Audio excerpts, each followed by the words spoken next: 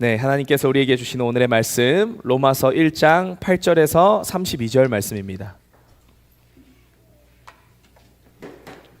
로마서 1장 8절에서 32절 세번역 성경으로 함께 교독하도록 하겠습니다.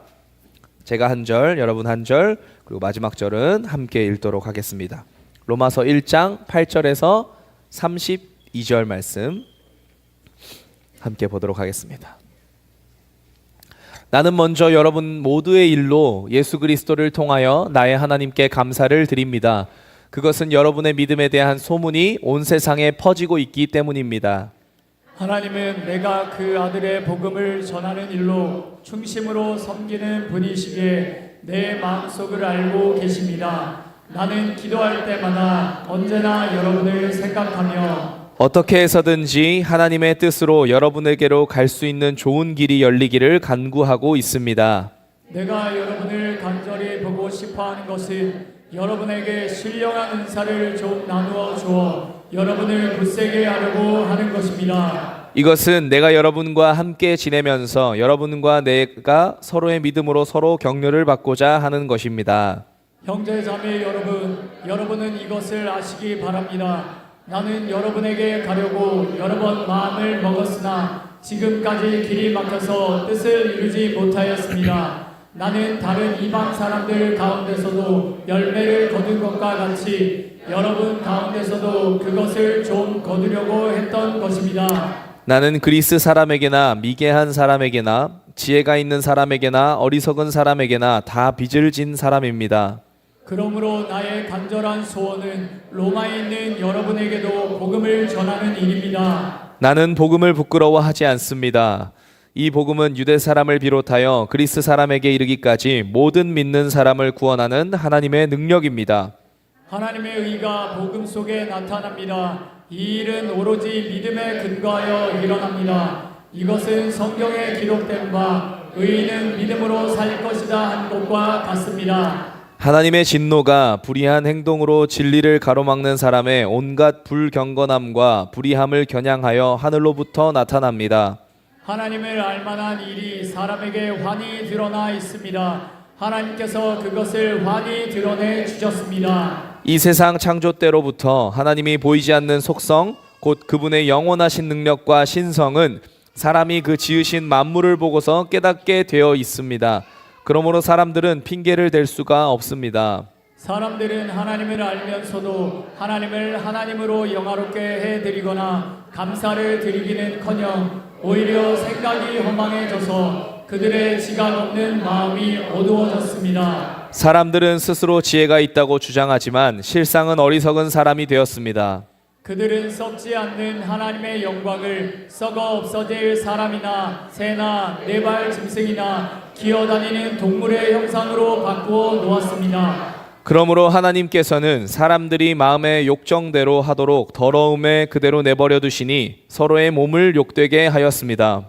사람들은 하나님의 진리를 거짓으로 바꾸고 창조주 대신에 피조물을 숭배하고 섬겼습니다. 하나님은 영원히 찬송을 받으실 분이십니다. 아멘. 이런 까닭에 하나님께서는 사람들을 부끄러운 정욕에 내버려 두셨습니다. 여자들은 남자와의 바른 관계를 바르지 못한 관계로 바꾸고 또한 남자들도 이와 같이 여자와의 바른 관계를 버리고 서로 욕종에 불탔으며 남자가 남자와 더불어 부끄러운 짓을 하게 되었습니다. 그래서 그들은 그 잘못에 마땅한 대가를 스스로 받았습니다. 사람들이 하나님을 인정하기를 싫어하므로 하나님께서는 사람들을 타락한 마음 자리에 내버려 두셔서 해서는 안 될 일을 하도록 놓아두셨습니다.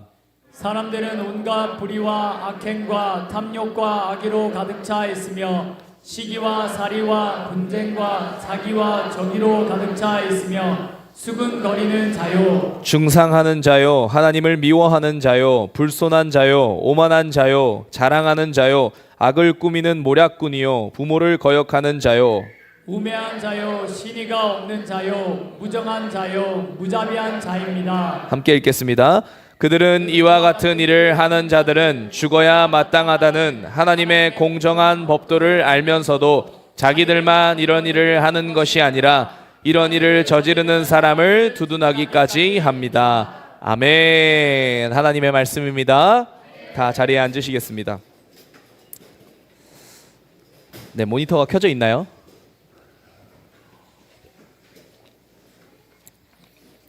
할렐루야. 네, 오늘도 복된 주일날 함께 공동체가 모여서 예배를 드릴 수 있음에 주님께 감사합니다. 오늘 찬양이 또 어찌나 은혜로운지, 참 우리에게 베푸신 하나님의 은혜와 사랑을 기억하면 우리의 마음이 막 뜨거워지는 것을 느낄 수 있지 않습니까? 특별히 찬양할 때 정말 저는 개인적으로 이제 찬양을 할 때 하나님에 대한 마음과 부르심을 많이 회복하는 것 같습니다. 그래서 이 모든 은혜가 하나님의 은혜임을 함께 고백하는 우리 베들레헴 열방센터가 되기를 주님의 이름으로 축복합니다.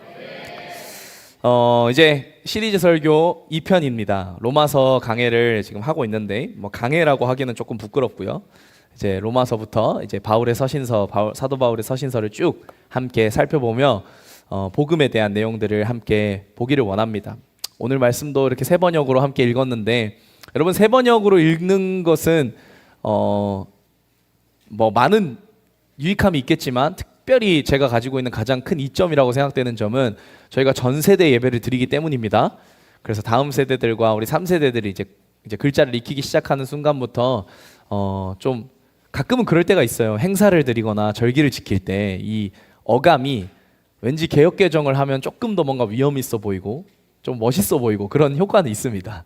그러나 이제 그럼에도 제가 세 번역, 오늘 이제 성찬식 때도 아마 세 번역으로 제가 읽게 될 텐데 조금 어감이 어색하실 수도 있어요. 뭔가 책 읽는 느낌 들고 대화하는 것 같은 느낌이 들고 이러실 텐데 어쨌든 전 세대 예배로서 우리 다음 세대들과 3세대들까지 다 말씀을 듣고 이해하고 삶으로 실천하기까지 어떤 걸림돌이 없기를 간절히 바라는 마음에서 함께 세 번역으로 읽게 되었습니다. 그래서 좀 기성세대 분들과 기존에 신앙생활을 하시던 분들은 좀 다소 어색하실 수 있겠지만 적응해 주시기를 부탁드립니다. 네, 지난주에 어떠한 주제로 저희가 함께 말씀을 봤죠? 이제 로마서 첫 장을 열면서 이 로마서의 배경, 사도 바울이 로마 교회에게 왜 자기가 세운 교회가 아님에도 불구하고 왜 편지를 써서 그들에게 보냈는지, 그리고 로마서 1장 내용이 왜 중요한지에 대해서 함께 살펴보았습니다. 여러분 로마서 1장에 뭐의 그 상반부에 사도 바울이 자신을 사도라고 소개하면서 뭐를 중점을 두고 편지를 쓰죠? 그렇죠. 복음에 대해서 설교를 합니다. 왜요? 유대인과 이방인들이 하나가 되게 하기 위해서. 너희들이 믿는 그 믿음, 너희가 믿는 그 신앙은 다른 것이 아니다. 여러 가지 복음이 섞인 것이 아니라 한 가지, 네가 유대인이라 할지라도 너가 헬라인이라 할지라도 너희는 다 같은 복음 안에 한 공동체다라는 것을 일깨워주기 위해서 사도 바울이 복음에 대해서 정리를 해서 보냅니다. 그 복음에 대한 내용, 복음이 결국 무엇이었습니까? 복음이라고 하면 뭐죠? 뚜껑을 딱 열면 그렇죠, 예수 그리스도. 사도 바울은 다른 것을 복음이라고 설명하지 않습니다. 구약시대 때 뭐 이렇게 설명할 수도 있어요. 예를 들면 조금 더 이렇게 부연 설명을 해서 설명을 한다면 복음이 무엇인가라는 질문에 사도 바울이 뭐 613가지의 뭐 율법, 토라와 그리고 뭐 하나님께 올려드리는 중요한 제사와 그리고 그 제사를 의미했던 예수 그리스도의 어떤 희생과 그분의 부활하심, 이렇게 좀 길게 좀 설명할 수 있음에도 불구하고 앞에 모든 것을 다 자르고 딱 한 가지로만 설명합니다. 그게 뭐였죠? 예수 그리스도. 왜 예수 그리스도에 대해서 설명을 했을까요? 이것이 우리의 신앙의 가장 중요한 부분입니다. 뭘까요? 우리가 신앙생활을 하다 보면 다양한 방법과 다양한 삶을 통해서 우리의 삶을 예배로 드릴 수도 있고 신앙을 어떤 신앙생활이라는 것을 할 수 있죠. 경건의 훈련을 할 수 있습니다. 그런데 가장 중요한 것이 무엇이라고요? 우리가 잊지 말아야 하는 초점이 예수 그리스도라는 것입니다. 네. 근본 뿌리는 예수 그리스도께로부터 나와야 해요. 왜요? 구약의 모든 예언서와 모든 그 토라의 성경 말씀마저도 다 누구를 예표하는 것이기 때문에 예수 그리스도를 예표하는 것이기 때문에 우리가 착각할 수 있어요. 자칫 잘못하면 뭐 세대주의나 이런 거에 빠져서 신학적으로 어떤 해석이 되냐면 하나님께서 직접 세상을 창조하시고 운영을 해보니까 구약 시대 때 실패하신 거예요. 이스라엘 백성을 택하시고 그분을 자신의 백성으로 삼으셔서 언약을 맺으시고 어떤 구원의 길, 그래서 이스라엘 백성을 통해서 이방 민족을 구원하시고 하나님이 하나님됨을 만물에게 알리시기 위한 어떤 계획하심을 가졌는데 이스라엘 백성은 실패로 돌아갔다. 그래서 어쩔 수 없이 예수 그리스도를, 자신의 아들이나 예수 그리스도를 보내셔서 그분이 그 모든 것을 이루셨다. 뭐 이렇게 해석할 수도 있습니다. 그러나 잘못된 해석이에요. 하나님은 실수하지 않으십니다. 하나님의 계획하시면은 망하는 게 없어요. 그 말은 무엇이죠? 하나님은 태초부터 예수 그리스도로 구원을 완성시키기로 작정하셨다는 것입니다. 근데 왜 하나님께서 그런 구약의 모든 사건을 통해서 우리에게 예수 그리스도를 예표하셨을까요? 왜 그럴까요?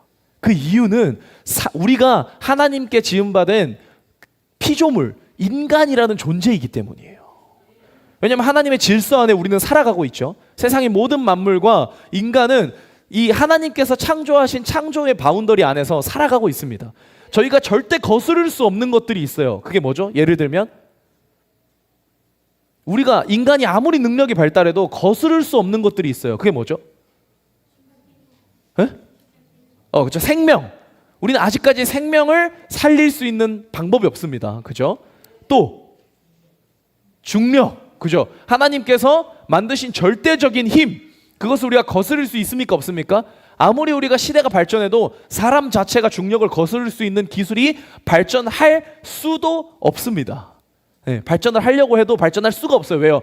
그 하나님께서 만드신 창조의 질서이기 때문이죠. 또 다른 창조의 질서 중에 한 가지가 있습니다. 그게 바로 시간입니다. 시간. 우리는 3차원의 존재이기 때문에 그 이상의 차원의 것들을 알 수 있습니까? 없습니까? 절대로 알 수 없습니다. 이거는 아무리 과학이 발전한다 한들 우리가 그 하나님의 지식에 조금 한 발자국 나아갔다 정도 될 뿐이지 하나님께서 창조하신 창조의 원리와 섭리와 이 모든 것들은요 천국 가야 해결할 수 있어요. 그리고 사실은 더 좀 허망하게 말씀을 드리면 하나님 마음이에요. 창조하신 분 마음입니다. 하나님이 물을 물이라고 안 하시면 우리는 그때부터 물을 물이라고 할 수가 없어요. 지금은 우리가 불을 끌 때 물을 붓죠. 근데 하나님께서 물의 속성을 바꾸셔서 물이 더 불에 잘 타게 만드시면 그러면 이제 우리가 불에다가 물을 부을 수 있습니까? 없습니까? 없어요. 물이 더 이상 물이 아니게 될 수 있어요. 그건 누구에게 달렸습니까? 사실은. 그래서 하나님은 신실하시다고 우리가 찬양하는 거예요. 왠지 아세요? 하나님이 변덕쟁이시면 우린 다 죽습니다. 끝나요. 하나님이 게으르시면 우린 다 죽어요. 산소를 하나님께서 이 땅에다가 산소를 공급하심으로 말미암아 모든 생명이 숨을 쉴 수 있게 만드셨는데 이 시스템을 잠깐 3분 동안만 까먹으셨다고 생각해 보세요. 그럼 인구의 몇 %가 없어지겠습니까? 그래서 우리가 하나님은 신실하십니다 라고 찬양하는 이유가 하나님께는 변덕이 없고 그분은 너무나 신실하셔서 자기가 말씀하신 것, 자기가 세우신 모든 창조의 질서를 어김없이 완벽하게 이루고 계시기 때문이에요. 그게 놀라우신 하나님의 신성입니다. 신성. 우리가 감사하고 찬양해야 할 엄청난 제목 중에 하나죠. 그러니까 하나님께서 창조하신 이 모든 창조의 섭리를 볼 때에 하나님께서 얼마나 놀라우신 분인지를 우리가 깨달을 수 있게 되는 것이죠. 그렇죠? 근데 뭘 얘기하다가 갑자기 여기까지 왔죠? 왜 갑자기 창조의 섭리까지 오게 됐죠? 복음에 대한 얘기를 얘기하다가 예수 그리스도께서 우리의 진정한 복음이 되시죠. 네, 그래서 예수 그리스도 한 분만을 나타내시기 위해 우리가 하나님께서 그 모든 구약의 사건을 우리에게 끄집어내신 이유는 우리가 시간 속에서 살며 하나님의 창조의 섭리대로 살아가기 때문에 하나님은 사실 창조의 사건과 구약의 사건을 일으키지 않아도 예수 그리스도로 구원을 이루시는 것을 이루시면 됩니다. 하나님은 굳이 이스라엘 백성을 택하셔서 그들이 40년 동안 광야에서 불평하고 결국 멸망의 길을 갈 것을 알고 계셨어요? 알지 못하셨어요? 알고 계셨어요. 왜? 전지전능하신 분이시기 때문에. 근데 굳이 택하셔서 그 일을 완성시키실 이유가 뭐가 있겠습니까? 누구를 위해서? 오늘 말씀에 나오잖아요. 핑계하지 못할지라. 하나님께서 우리를 위해 만드시고 결과를 보여주시고 예수 그리스도의 필요성을 우리에게 나타내시는 것입니다. 그래서 모든 성경은 예수 그리스도께로 향하고 있는 거예요. 그죠? 그래서 우리가 예수 그리스도를 잊으면 안 됩니다. 예수 그리스도가 우리의 복음의 핵심이자 완벽한 초점이 돼야 돼요. 그래서 모든 신앙생활을 하실 때 물론 여기서 더 해도 좋은 것들도 있고 여기서 덜 하면 좋은 것들도 있고 우리가 하지 말아야 할 것들도 있고 해야 될 것들도 있고 신앙에 있어서는 다양한 모습으로 하나님께 영광 올려드릴 수 있습니다. 그러나 우리가 잊지 말아야 하는 것은 이 모든 근본 뿌리는 반드시 예수 그리스도께로부터 시작돼야 된다는 거예요. 성경을 바라볼 때도 항상 예수 그리스도를 기억하면서 해야 된다는 거. 그래서 제가 정말 형식적인 거 이런 그런 것들 정말 싫어하고 이런 종교 개혁이 일어나고 나서 그때 당시에 비판했던 것 중에 하나가 교회 안에 너무나 성례가 많았던 것에 대해서 비판했었거든요. 너무 성례가 많고 의미가 희미해지고 그냥 형식적인 절차만 되어가서. 그래서 저도 형식적인 절차 이런 것들을 별로 좋아하진 않습니다. 굳이라는 마음이 있어요. 전 조금 더 본질주의자예요. 근데 그럼에도 저희가 성만찬을 하는 이유가 무엇입니까? 예수님을 기념하는 것만큼은 과한 게 없기 때문입니다. 오히려 우리가 잊지 말아야 하는 거, 우리가 구약을 읽으면서도 절대 예수 그리스도 잊지 않아야 되는 이유는 뭐냐면 예수 그리스도가 끝에 도달하는 결승점이에요. 근데 우리가 결승점을 놓지 않고 보면 사선으로 빠질 수 있다는 것입니다. 하나님의 뜻을 오해할 수도 있고 하나님의 계획하심을 잊어버릴 수도 있고. 그래서 왜 유대인들이 지금 예수 그리스도를 모르는 상태에서 토라만 읽고 있죠. 그러니까 사선으로 빠지잖아요. 그죠? 그래서 우리는 반드시 예수 그리스도 잊지 말아야 합니다. 그래서 가장 중요한 거, 우리가 이 땅에서 더해도 절대 과하지 않은 거, 매일 해도 절대 과하지 않은 것이 바로 예수님을 기억하는 것. 그래서 사실 성만찬은요 매주 해도 상관은 없습니다. 예수님을 기념하는 것이기 때문에. 우리가 주의를 지키는 것, 이것도요 과한 것이 없습니다. 평생을 우리가 주의를 지킬 거잖아요. 왜요? 부활하신 예수 그리스도를 기념하기 위해서. 나는 구약에 속한 사람이 아니고 하나님께 제사를 드려야 하는 사람이 아니라 완성시키신 우리의 유일한 길 되시며 구원이신 예수 그리스도를 내 구주로 영접합니다라고 간접적으로 고백하는 것이 바로 주의를 지키는 거예요. 그렇지 않으면 우리는 토요일 안식일을 지켜야죠. 할렐루야. 그래서 복음이라는 것에 반드시 가져야 하는 핵심은 무엇이다? 예수 그리스도. 그래서 우리가 선교를 나갈 때도 항상 초점을 예수 그리스도를 어떻게 전할 것인가에 초점을 맞추십시오. 하나님은 사랑이십니다. 이런 것을 전하는 것보다 더 중요한 것은 구원의 길은 오직 예수 그리스도뿐이라는 것. 그것에 초점을 맞추시기를 주님의 이름으로 축복합니다. 그래서 오늘 말씀은 그래서 하나님께서 우리를 복음을 통하여서 택하심, 부르심을 우리에게 주셨는데 그 부르심 네 가지가 무엇이었습니까? 택하심을 받은 족속, 왕과 같은 제사장, 거룩한 민족, 하나님의 소유가 된 백성. 어떻게 한 주 동안 택하심과 부르심에 맞게 살아가셨습니까? 세상 가운데 나아가셔서 복음으로 살아가시고 내가 왕과 같은 제사장, 거룩한 민족, 하나님의 소유가 된 백성으로 살아가셨습니까? 아니면 마귀한테 된탕 얻어맞고 오셨습니까? 세상의 유혹을 뿌리치지 못하고 네, 얻어맞고 오셨습니까? 어떻게 패잔병이십니까? 승잔병이십니까? 아멘. 승리자입니다. 아멘. 할렐루야. 네, 졸리신 분들은 뒤에 서서 예배를 드리시기 바랍니다. 말씀을 놓치시면 안 되기 때문에. 제 사석에서 하는 제 말은 안 들으셔도 되지만 강대상에서 하는 얘기는 되게 중요하기 때문에 졸리시면 뒤에 가셔서. 여기서 다 보여요. 여기서 몇 분이 조시는지 다 보입니다. 네, 여러 명이 졸고 계세요. 네. 정말 신기하네요. 여기는 제가 올라오면 이렇게 시선 처리할 곳이 굉장히 많다고 생각해서 잘 안 보일 줄 알았는데 너무너무 잘 보이네요. 네. 대충 그런 것도 보이는 것 같아요. 아, 무슨 생각을 하면서 듣고 계시는구나, 이런 것도 조금 보이는 것 같아요. 머리 위에 이렇게 말풍선이 보이는 느낌? 네, 그런 느낌입니다. 나중에 기회가 되시면 한번 올라오셔서 설교를 해보시기를 축복합니다. 네, 오늘 말씀도 굉장히 중요합니다. 사도 바울이 1장 상반부를 통해서 로마 교회에게 복음에 대한 내용들을 간단하게 설명을 했고요. 그러면서 이제 오늘 본문 말씀 8절, 나는 먼저 여러분 모두의 일로 예수 그리스도를 통하여 나의 하나님께 감사드립니다. 그것은 여러분의 믿음에 대한 소문이 온 세상에 퍼지고 있기 때문입니다. 저는 이 얘기를 들으면서 우리 2025년 한 해 베들리엄 열방센터가 이러한 삶을 살았으면 좋겠다라는 마음이 들었습니다. 우리가 우리 안에서 그냥 좋고 우리 안에서 재밌고 우리 안에서 소문나는 그런 우리 뭐 누가 참 믿음을 잘 지켰네, 누가 잘했네, 이런 얘기가 도는 것이 아니라 세상이 베들리엄 열방센터가 정말 믿음, 그들이 보여주는 믿음은 진짜다라는 그 소문, 믿음의 소문이 퍼져나가기를 주님의 이름으로 축복합니다. 그래서 우리가 밟는 어느 땅이든지 저 사람 어디서 왔어? 했을 때 베들레헴 열방센터에서 왔대요. 역시 그런 믿음을 갖고 있네 라는 얘기가 들리게. 근데 막 우리가 가는 모든 땅마다 저 사람 어디서 왔어? 베들레헴 열방센터에서 왔으니까 그럴 줄 알았다 이런 얘기를 들으면 안 되지 않겠습니까? 살아내는 복음, 이 로마 교회에 있던 사람들이 그냥 듣는 복음, 머리에 머물러 있는 복음이 아니라 실제로 삶에서 복음을 살아내니까 그 복음이 세상으로 퍼졌다는 것입니다.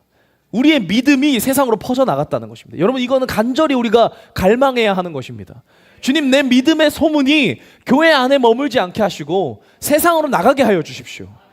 이게 결국 제가 지난주에 했던 설교, 우리가 성전을 나가는 순간, 우리가 교회라는 곳을 나가는 순간부터 우리의 복음, 우리가 가진 복음이 나타나기를 주님께 기도하는 것입니다. 이것이 살아내는 복음의 능력이자 이것이 진짜 선교인 것이죠. 그래서 뭐 말로 하는 선교가 아니라, 여러분 말로 하는 선교 해보셔서 알잖아요. 우리 필리핀 선교 많이 가보고 우리 여러 번 복음을 전해봐서 아시겠지만 말로 하는 선교는요 사실 크게 의미가 없습니다. 왜요? 이미 지식적인 복음, 말로 전하는 언어적인 복음은요 세상에 모르는 사람들이 거의 없어요. 예수님이라는 존재를 모르는 사람이 이 땅에 이제 얼마나 되겠습니까? 몇 프로도 되지 않아요. 오히려 우리보다 잘합니다. 예수님이 누군가 지긋지긋해해요. 많이 들어서. 그래서 복음 전할 때 이제 우리가 고민하잖아요. 이제는 예수님이라고 들어보셨어요? 이런 복음을 전할 수가 없잖아요. 복음 전할 때부터 이미 거부하니까. 그죠? 저 예수 안 믿어요. 뭐 그냥 선의를 베풀려고 해도, 막 추운 날 음료수 주려고 해도, 막 추운 날 따뜻한 커피 드리려고 해도 저 예수 안 믿어요. 저 교회 안 다녀요. 그 말은 무엇입니까? 그들이 이미 교회와 예수에 대해서 알고 있다라는 거예요.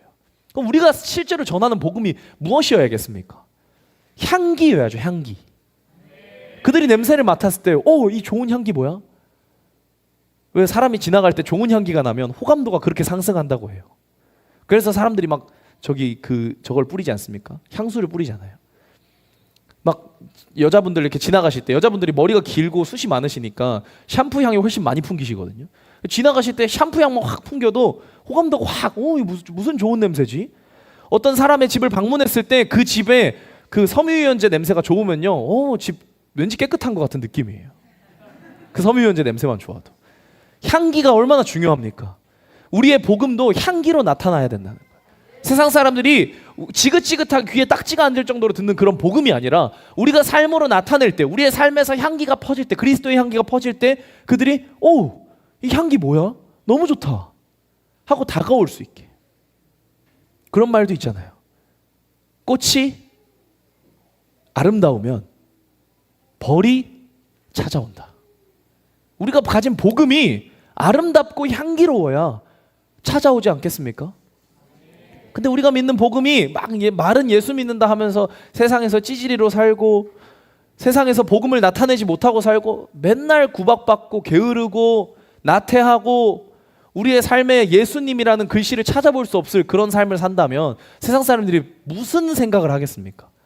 예수님은 곧, 우리의 삶을 통해서 예수님은 곧 똥냄새다 이렇게 생각하지 않겠어요? 우리의 삶이 똥냄새가 나면? 그죠? 우리의 삶이 향기로워야 예수님이라는 복음은 향기롭다라고 느끼지 않겠습니까?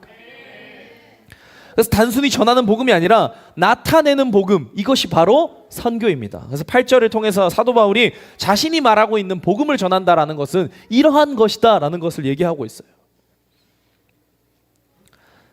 그러면서 9절, 하나님은 내가 그 아들의 복음을 전하는 일로 충심으로 섬기는 분이시기에 내 마음속을 알고 계십니다. 나는 기도할 때마다 언제나 여러분을 생각하며 어떻게 해서든지 하나님의 뜻으로 여러분에게로 갈 수 있는 좋은 길이 열리기를 간구하고 있습니다. 로마를 찾아가고 싶은데 하나님께서 아직까지 길을 열어주지 않으시는 거예요.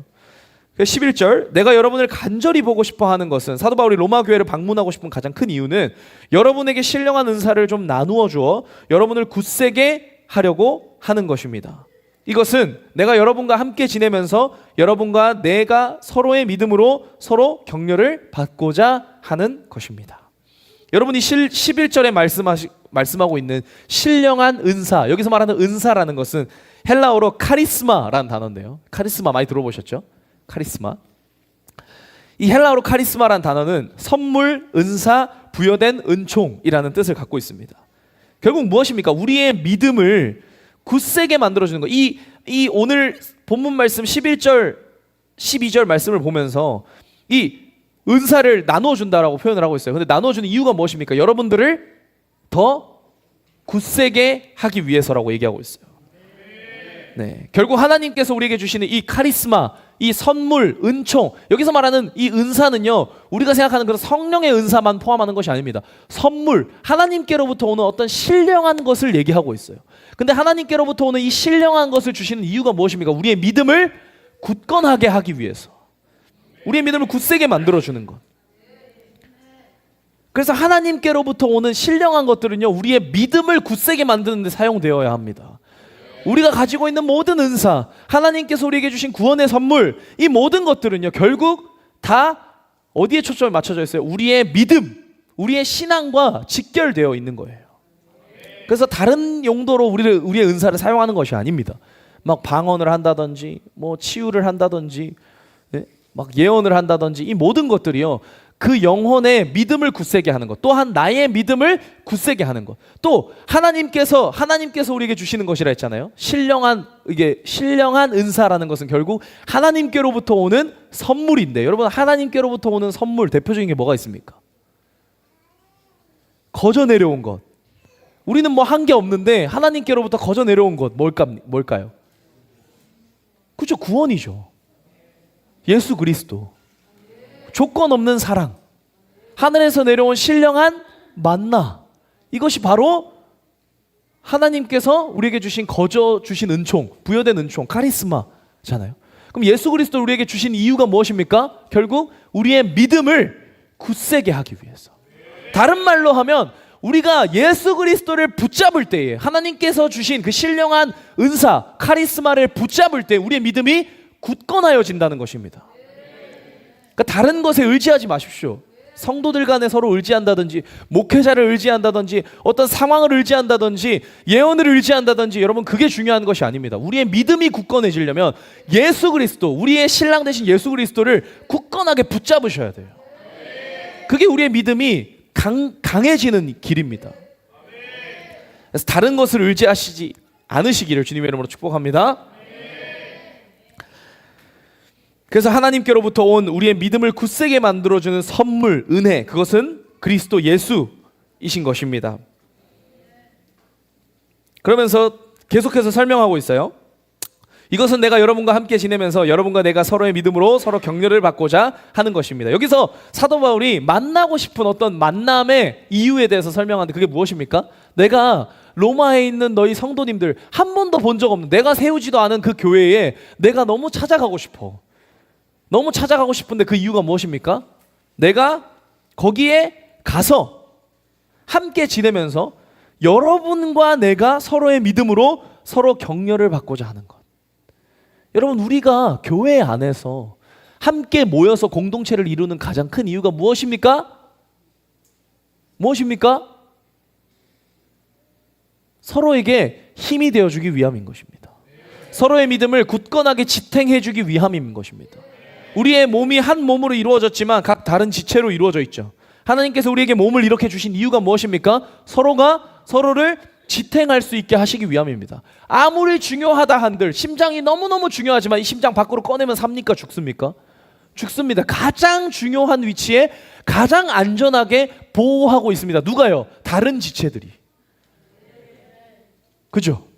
그러니까 혼자서 아무리 잘나도요, 결국은 그리스도 그 신앙, 이 기독교라는 신앙은요, 공동체입니다. 무조건 공동체예요. 사도 바울마저도 얘기하잖아요. 사도 바울 같은 위인이, 사도 바울 같은 찬양 중에 그런 말도 있잖아요. 예수님처럼, 바울처럼. 예수님과 바울을 같이 가사에 집어넣을 정도로 위대했던 사도 바울. 그 사도 바울마저도 뭐라고 얘기합니까? 한 번도 본 적 없는, 자기가 세우지도 않은 그 교회에 있는 성도들과 만나고 싶은데 그 이유가 너희와 내가 함께 지내면서 서로의 믿음으로 격려를 받고 싶다. 내가 너희의 믿음으로 내 삶에 내 믿음을 격려받고 싶다. 다른 말로 하면 무엇입니까? 제가 아무리 앞에서 설교를 하고 있고 제가 아무리 뛰어난 믿음을 가지고 주님과의 관계를 가지고 있다 할지라도요, 저는 여러분들이 없으면 아무것도 아닌 존재인 거예요.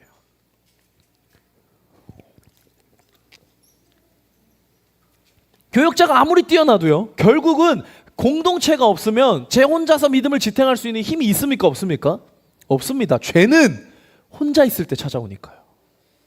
같이 있으면 찾아올 수가 없다니까요. 그래서 공동체 생활이 너무너무 좋아요. 기숙사 생활하면요 너무너무 좋습니다. 왜요? 은밀한 죄를 지을 수가 없어요. 은밀한 유혹은요 항상 혼자 있을 때 찾아옵니다. 제가 24시간 여러분들과 동행한다고 생각해 보세요. 예수님 말고 제가 동행한다고 생각해 보십시오. 불편해서라도 뭐 안 하시지 않으시겠어요? 예? 제가 옆에 있는데 쌍욕 하실 수 있으시겠습니까? 없으시겠죠. 그러니까 동행이라는 힘이 그렇게 어마무시한 힘을 가지고 있는 것입니다. 그래서 여러분 공동체 안에 무조건 속하십시오. 혼자 계시지 마세요. 혼자 있으면 마귀가 반드시 가라지를 뿌립니다. 말씀에도 적혀 있잖아요. 한 줄, 두 줄은 끊어지지만 세 겹줄, 네 겹줄은 끊어지지 않는다고요. 근데 왜 혼자 계세요, 계속? 왜 혼자를 좋아하십니까? 공동체는 어마어마한 힘을 가지고 있어요. 이것 또한 하나님께로부터 오는 거저 주시는 은혜입니다. 은혜.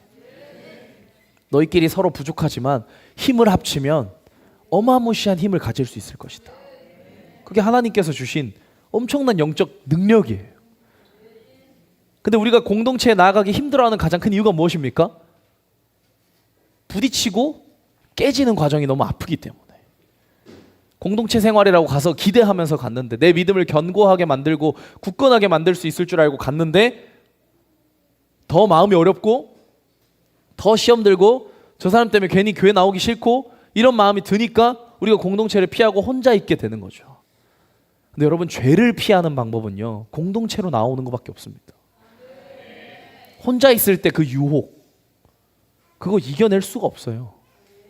네, 이겨낼 수가 없습니다.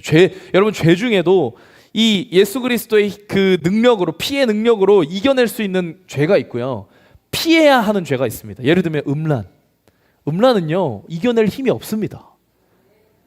절대 이겨낼 힘이 없어요. 네, 명심하셔야 됩니다. 우리 청년분들 명심하셔야 돼요. 음란은요 이겨내는 죄가 아닙니다. 피하는 죄예요. 왠지 아세요? 이 음란은 너무너무 강력한 힘을 가지고 있어요. 왜? 속성 자체가 뿌리를 따져보면 하나님과의 관계로부터 오는 것이기 때문에. 우리가 우상 숭배를 하면 영적 간음이라고 하죠. 오늘 하반부에 이제 그 말씀에 대한 내용을 다룰 텐데, 음란이 가지고 있는 엄청난 영적 파워가 있어요. 마귀가 이것을 엄청나게 강하게 붙잡고 있습니다. 그래서 우리가 이게 한 끗 차이기 때문에, 이 음란과 하나님과의 관계가 한 끗 차이기 때문에 자칫 잘못하면 바로 넘어갈 수 있기 때문에. 그래서 요셉이 보디발의 아내가 1대1로 둘만 있을 때 유혹할 때 어떻게 했습니까? 자기의 옷자락을 벗어던지고 도망갔잖아요. 이겨낼 수 있는 게 아니라니까요. 마찬가지, 혼자 있을 때 찾아오는 죄 이겨낼 수 있는 게 아닙니다. 내가 기도 열심히 한다고 해서, 내가 말씀 열심히 읽는다고 해서 아니요. 그런 유혹이 찾아오잖아요. 공동체로 바로 달려가십시오. 그럼 마귀가 절대 못 부려요, 그 가라지를. 공동체와 함께 있으면 믿음이 배가 되잖아요. 아멘. 그래서 혼자 있을 때 은밀한 죄를 못 끊으시는 분들, 해결 방법을 드립니다. 해결소예요. 죄 해결소. 공동체로 나와오십시오. 자꾸 공동체를 귀찮게 하십시오. 막 솔직하게 얘기를 하세요. 그러면 저희 예전에 그런 적도 있어요. 저희 그 서울에 있을 때 제가 남자들끼리 어떤 이 성경 같이 읽는 어떤 모임 같은 걸 만들었어요. 지금 저희 교육자들끼리 하는 것처럼. 그때 저희끼리 뭘 약속했냐면, 혼자 있을 때 은밀한 죄, 음란의 죄가 찾아올 때 카톡방에 바로 올리자. 어차피 남자들밖에 없으니까. 그래서 바로 올리면 전화를 걸어주든지 바로 약속을 잡든지 만나서 그 죄를 못 짓게 만들어주자. 그래서 한번 올려봤거든요. 지금 음란물을 보고 싶은 유혹이 저한테 찾아왔습니다라고 올렸거든요. 그랬더니 바로 카톡에 어디야? 전화 오고 밥 먹자. 같이 만나자. 그래서 같이 밥 먹고 놀다 보니까 그날 하루 음란의 유혹을 이겨냈더라고요. 찾아오질 않아요. 여러분, 공동체의 힘은 이렇게 어마무시합니다. 우리의 몸을 정결하게 지킬 수 있는 방법 중에 하나예요. 공동체를 자꾸 피하고 싶은 이유는 마귀가 그 생각을 집어주기 때문입니다. 왜요? 그렇게 해야 혼자서 은밀한 죄를 지을 수 있기 때문에. 그래서 사도 바울과 같은 엄청난 위인도 결국은 믿음을 굳건하게 하기 위해서, 믿음의 격려를 얻기 위해서 로마 교회를 찾아가고 싶다고 얘기를 하고 있습니다. 13절을 보시면요, 형제자매 여러분, 여러분은 이것을 아시기 바랍니다. 나는 여러분에게 가려고 여러 번 마음을 먹었으나 지금까지 길이 막혀서 뜻을 이루지 못했습니다. 나는 다른 이방 사람들 가운데서도 열매를 거둔 것과 같이 여러분 가운데서도 그것을 좀 거두려고 했던 것입니다. 나는 그리스 사람에게나 미개한 사람에게나 지혜가 있는 사람에게나 어리석은 사람에게나 다 빚을 진 사람입니다. 그러므로 나의 간절한 소원은 로마에 있는 여러분에게도 복음을 전하는 일입니다. 여러분, 여기서 14절에 사도 바울이 자신을 빚진 자라고 소개를 합니다. 빚을 진 사람이다라고 소개를 합니다. 근데 어떤 빚을 진 걸까요? 만나보지도 않은 사람들에게. 로마 교회는 사도 바울이 직접 지은 것도 아니고 로마를 방문한 것도 아닌데 사도 바울이 그 사람들에게 어떤 빚을 진 걸까요? 왜 빚을 지었다라고 표현을 했을까요?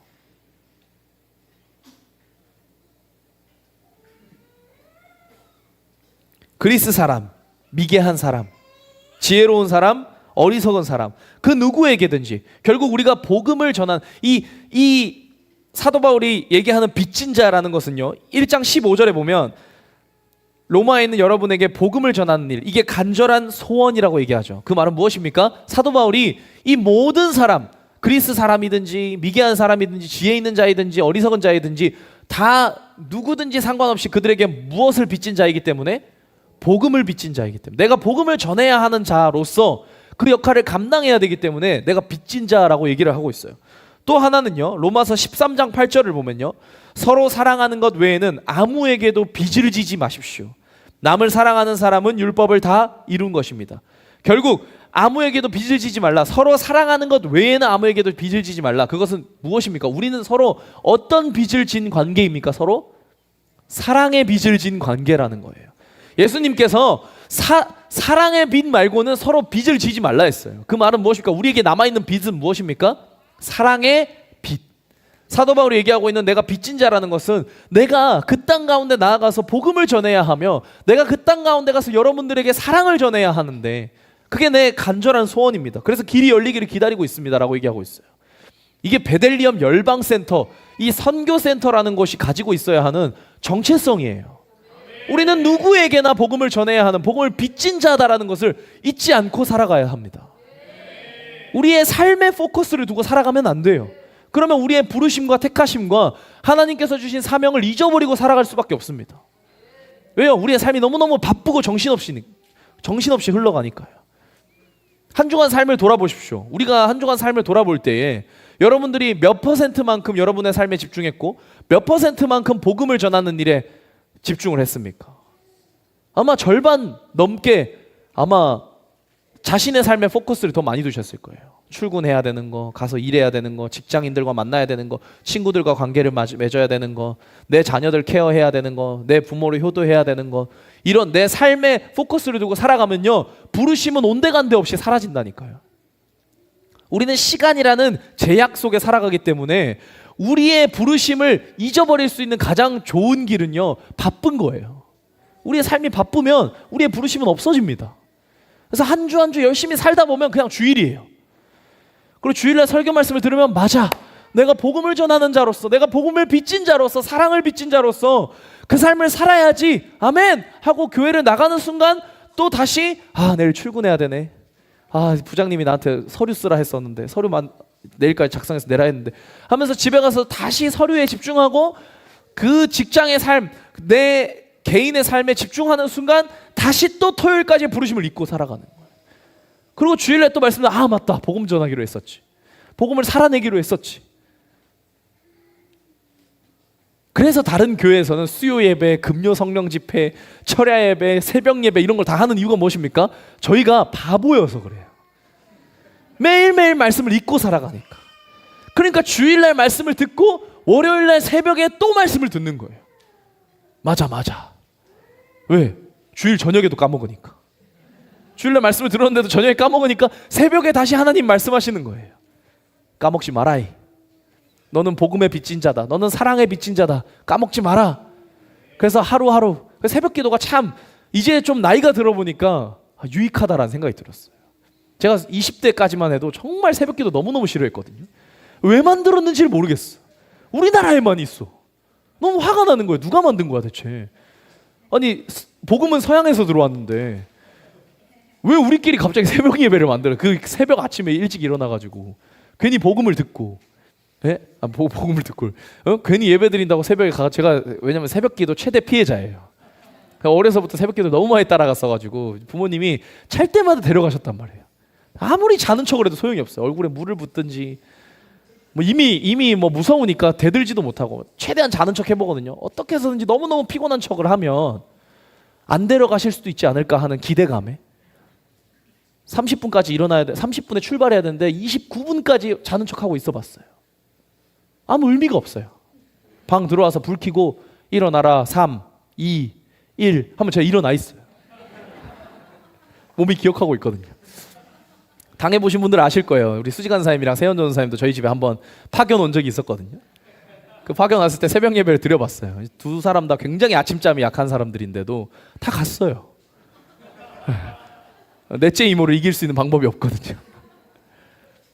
그만큼 새벽 기도에 대한 어떤 너무너무 거부감이 있었어요. 그래서 청년이 되고 나서 제일 먼저 안 한 게 새벽 예배 안 가는 거. 내 인생에 더 이상 새벽 예배는 없다. 새벽 예배를 안 갔어요. 그리고 20대 중반이 돼서 20대 후반이 돼서 이제 전도사 사역을 시작했는데 이 특별 새벽 기도 기간 때마다 자꾸 찬양 인도를 부탁하시는 거예요. 담임 목사님이. 그래서 저희 집이 저기 위례 신도시에 있었고 그 저희 교회가 남양주시에 있었거든요. 거리가 차 타고 한 50분 정도 걸리는 거리예요. 그 50분 걸리는 거리에 새벽 예배 찬양 인도를 준비하려면 새벽 예배가 4시에 있었거든요. 그럼 제가 대체 몇 시에 가야 되는 거예요? 잠을 자라는 거예요, 말라는 거예요? 더 최악인 거는 예배가 끝나면 한 6시쯤 되거든요. 근데 남양주에서 서울로 들어오는 길이 가장 막혀요. 그 시간에 차를 타고 오면 6시에 출발해서 들어오면요 9시 다 돼서 도착합니다. 차가 움직이질 않아요. 구리 톨게이트 정말 구리 톨게이트 없애버리고 싶었어요. 거기 톨게이트만 지날 때요 차들이 진짜 한 16차선이 생겨요 갑자기. 그렇게 해서 4개 차선으로 들어가야 돼. 그러니까 막 차가 막 그렇게 하니까 막 새벽에 막 한 진짜 2시 반 돼서 일어나서 출발했죠. 새벽 예배 가서 새벽에 막 너무 피곤한 몸 이끌고 찬양인도 했죠. 예배 다 끝나고 뒷정리하고 6시에 출발했는데 9시에 집에 왔죠. 그러니까 하루가 없어지는 거예요. 아침 9시인데 저는 잠을 못 잤어요. 그래서 그때 한번 일을 갈았죠. 앞으로 내 목회에는 내가 담임 목사가 된다면 새벽 예배는 절대 만들지 않을 거다. 근데 제가 요즘 계속 그런 고백을 해요. 새벽 예배를 할까? 새벽 기도회를 할까? 왜 그런 고백을 하냐면 삶이 너무 바쁘니까 기도할 시간과 말씀을 들을 시간이 어떤 제한테 너무 벅찬 거예요. 하루하루 제가 감당해야 하는 육아도 해야 되죠. 그리고 지금 유튜브 관리도 해야 되죠. 말씀도 읽어야 되죠. 해야 되는 국제학교도 돌봐야 되죠. 양육도 해야 되죠. 이런 것들을 생각하니까 너무너무 바쁘니까 하루가 더 길었으면 좋겠다는 생각이 들면서 동시에 내가 정말 하나님께 구별드릴 수 있는 시간이 언제일까를 생각했을 때 아침 일찍밖에 없는 거예요. 자꾸 막 스케줄 생기면 변동이 생기니까. 근데 새벽엔 아무도 안 건들잖아요. 그죠? 아무도 안 일어나 있으니까. 그래서 그런 생각이 들더라고요. 그래서 살짝 연초에 혼자서 다짐을 했다가 아직까지는 실패 중입니다. 그래서 참 새벽 예배, 새벽 기도 이런 것들이 참 이제 와서 보니까 참 유익하다라는 생각이 들었어요. 왜요?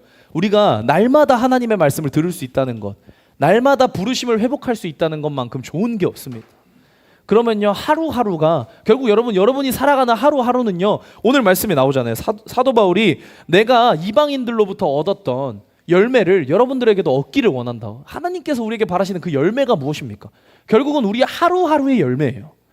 우리가 오늘 하루를 어떻게 살았는가가 결국은 무엇을 의미합니까? 하나님께 열매가 되는 거예요. 다른 열매를 바라시는 것이 아닙니다. 어떤 위대한 열매, 교회를 세우고 부흥을 일으키고 이런 열매를 하나님께서 바라시는 게 아니라 성도가 각 한 사람 한 사람이 오늘 하루를 열매로서 살아간다면 하나님이 그것만큼 기뻐하시는 게 없다는 거예요. 그 열매를 맺으려면 어떻게 해야 돼요? 매일매일 부르심을 기억해야 돼요. 근데 일주일에 한 번 말씀 듣는 걸로 그게 기억이 잘 안 나죠.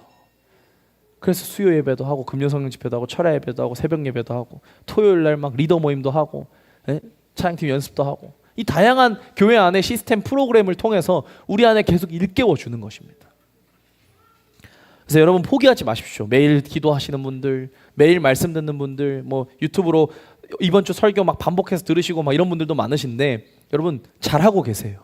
그렇게 해서 매일매일 하나님께로부터 오는 그 부르심을 기억하는 것, 그것이 훈련이 된다. 그 경건의 훈련을 마치시면요 나중에 환난이 와도 절대 넘어지지 않습니다. 지금부터 우리는 습관화해야 돼요. 계속 매일매일 우리의 삶이 열매로 올라갈 수 있게.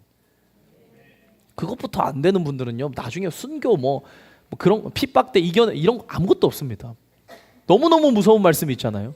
마지막 때에 우리가 매매를 못하게 돼서 굶게 되면요 자기의 자녀를 먹게 되는 말씀도 나와 있어요. 지금은 상상이 안 가죠. 우리가 등 따시고 배부르니까 어떻게 우리의 자녀를 삶아 먹지? 라는 생각이 들잖아요. 저도 상상이 안 가요. 어떻게 배가 고파야 내 자녀들을 삶아 먹지? 근데 그게 말씀에 나와 있다니까요. 그만큼 힘들고 어려운 핍박과 환난이 올 거라는 거예요. 왔다는 거예요. 이전에 왔었다는 거예요. 어떻게 이겨내시겠습니까? 그때도 믿음을 지켜내실 수 있겠어요? 영원한 나라, 하나님 나라 그 천국을 바라보면서 이겨내실 수 있겠습니까? 그 간단한 매매 못하는 거 이런 걸로도. 마지막 때는요 여러분 지금 우리가 살아가고 있습니다. 지금 우리가 마지막 때를 살아가고 있어요. 더 주님 오실 날이 가까워지고 있습니다. 그래서 우리 신부들은 늘 단장하고 기름 등불 준비하고 깨어 있어야 돼요. 할렐루야. 그래서 사도 바울은 자신을 복음의 빚진 자, 사랑의 빚진 자로 표현하고 있습니다. 결국 복음의 대상은 누구입니까? 우리가 선교해야 할 대상은 누구입니까? 그리스인이든지 그때 당시에 헬라인들, 그리스인들은 사회적 지위가 높은 사람들이었어요. 그런 높은 사람들이든지 미개한 천한 사람이든지 지혜로운 많이 배운 사람이든지 어리석은 많이 못 배운 사람이든지 그 말은 무엇입니까? 남녀노소 가릴 것 없이 우리는 복음을 전해야 하는 복음을 빚진 자라는 것입니다. 잘 생각해 보십시오. 우리가 누구에게 복음을 빚진 것 같으세요? 우리가 누구에게 복음을 빚졌습니까? 대상이 없다니까요. 누구든지 다 복음을 빚진 거예요. 우리 주변에 있는 누구든지 다 복음에 빚진 자입니다.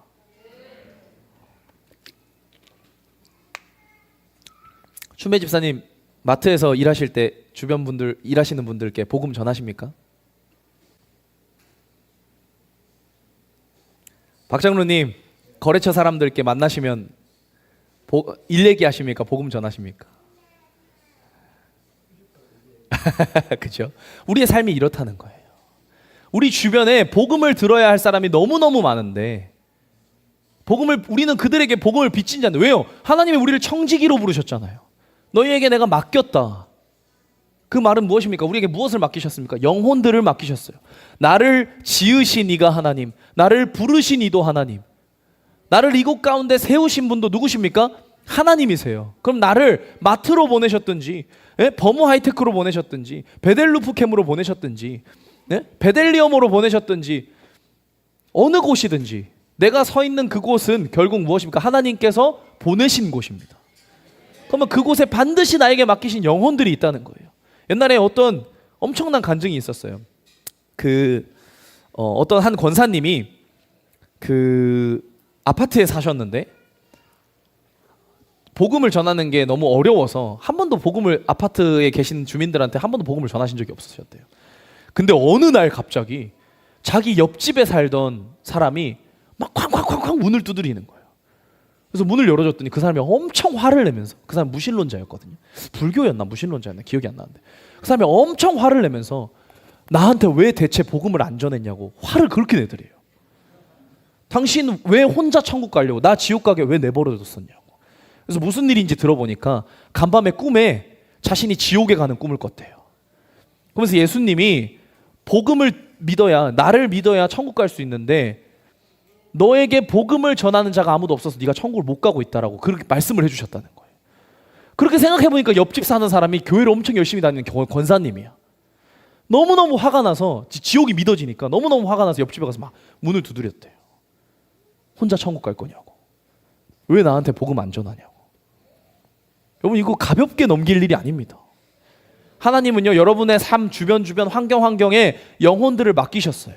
그 말은 무엇입니까? 우리가 하나님의 심판대에 올라갈 때 반드시 하나님의 그 영혼들을 추수하실 때 물어보실 거예요. 내가 너에게 맡긴 그 영혼들에게 너 복음 전했니? 내가 너에게 맡긴 그 사명 감당했니? 주님, 제가 너무 바빠가지고 육아하느라 정신이 없어서 못했어요. 주님, 제가 너무 바빠서 일하느라 정신이 없어서 못했어요. 주님, 뭐라고 하시겠습니까? 그거 하려고 너 거기 보냈는데. 사도 바울이 오늘 말씀을 통해서 너무너무 강력하게 얘기하고 있는 것입니다. 나는 복음의 빚진 자다. 나는 사랑의 빚진 자다. 그래서 내가 본 적도 없는, 내가 세우지도 않은 교회 로마에 있는 너희들을 내가 직접 만나기를 원한다. 왜? 너희들에게 복음을 전하기 위해서. 진짜 복음이 무엇인지를 알려주기 위해서. 그러면 사도 바울의 고백이, 간절한 소원은 복음을 전하는 일입니다 라고 고백해요. 이게 그리스도인의 사명이자 복음으로 살아가는, 제가 첫째 주부터 얘기하는, 신년 초부터 얘기했던 복음으로 살아가는 자의 삶, 그것이 결국 그리스도인의 사명이자 그 다음 절에 나오는 복음을 부끄러워하지 않는 삶이에요. 여러분, 복음을 부끄러워하지 않고 계십니까? 복음을 자랑스러워하면서 살고 계십니까? 여러분이 복음을요 자랑스러워하지 않으시면요 절대 복음을 전할 수가 없어요. 그 말은요, 복음을 전하지 않는다는 것은 복음을 부끄러워한다는 것이고요, 복음을 부끄러워한다는 것은 내가 복음을 믿지 않는다는 것과 똑같습니다.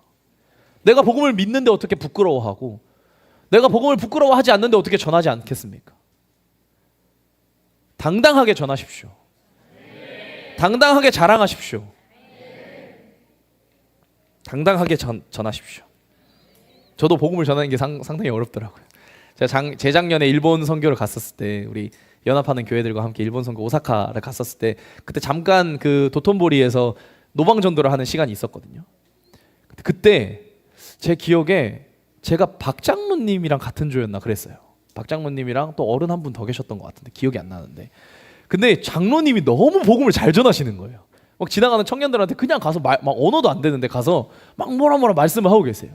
저는 막 3번 주저하고 있었는데 제가 너무너무 부끄러웠어요. 그때 복음을 막상 전해보려고 하니까, 제가 복음을 안 전한 지 너무 오래됐으니까, 이제 막 노방전도 이런 거 안 나가본 지 너무 오래됐으니까 이 복음을 전하기가 주저되더라고요. 일본 사람들이 생각보다 거절을 많이 하시더라고요. 그러니까 막 주저가 되는 거예요. 여러분, 복음을 부끄러워한다는 것이 바로 이런 것입니다. 내가 복음을 믿는데, 내가 복음을 자랑스러워하는데 어떻게 복음을 못 전하겠습니까? 당당하게 선포해야죠. 그게 진리인데, 저 사람들이 믿고 있는 게 비진리인데. 아멘.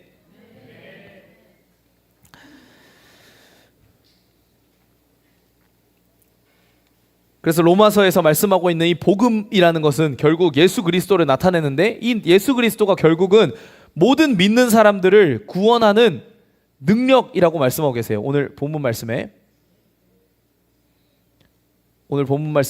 16절, 나는 복음을 부끄러워하지 않습니다. 이 복음은 유대 사람을 비롯하여 그리스 사람에게 이르기까지 모든 믿는 사람을 구원하는 하나님의 능력입니다. 이 복음이 결국 무엇이라고 얘기하고 있어요? 로마서는 모든 믿는 사람을 구원하는 하나님의 능력인데, 이게 뭡니까? 결국 예수 그리스도. 맞잖아요. 모든 믿는 사람을 구원할 수 있는 능력이 어디에 있습니까? 예수 그리스도라는 이름에 있어요. 그래서 로마서가 말씀하고 있는 복음은요, 계속 일맥상통하게 예수 그리스도에 대해서 얘기하고 있습니다. 로마서 1장 2절에서 4절 보면요, 이 복음은 하나님께서 예언자들을 통하여 성경에 미리 약속하신 것으로 그의 아들을 두고 하신 말씀입니다. 이 아들은 육신으로는 다윗의 후손으로 태어나셨으며 성령으로는 죽은 사람들 가운데서 부활하심으로 나타내신 권능으로 하나님의 아들로 확정되신 분이십니다. 그는 곧 우리 주 예수 그리스도이십니다. 그래서 복음, 예수 그리스도, 모든 믿는 사람을 구원하는 하나님의 능력, 예수 그리스도. 이거를 잊어버리지 않기를 주님의 이름으로 축복합니다. 그러면서 복음의 능력과 구원의 조건에 대해서 로마서가 뭐라고 얘기하고 있냐면요, 믿음이라고 얘기하고 있어요. 모든 믿는 사람에게, 그러니까 모든 믿는 사람을 구원하는 하나님의 능력이라고 얘기하고 있죠. 결국 구원의 조건, 복음의 능력은 어디서 발동됩니까? 발동 조건이 뭐예요? 믿음입니다. 믿음. 그것을 믿는 것. 다른 말로 하면요, 저는 믿음을 다른 말로 살아내는 것이라고 표현하고 싶어요. 믿는 것은 살아내는 것. 믿는 것은 자랑스러워하는 것. 믿는 것은 전하는 것. 반대로 얘기하면요, 전하지 않는 것은 믿지 않는 것. 부끄러워하는 것은 믿지 않는 것. 살아내지 않는 것은 믿지 않는 것. 그럼 구원의 발동 조건이 뭡니까? 뭡니까? 믿음. 근데 믿지 않는다면 어떻게 됩니까? 구원받지 못한 거죠.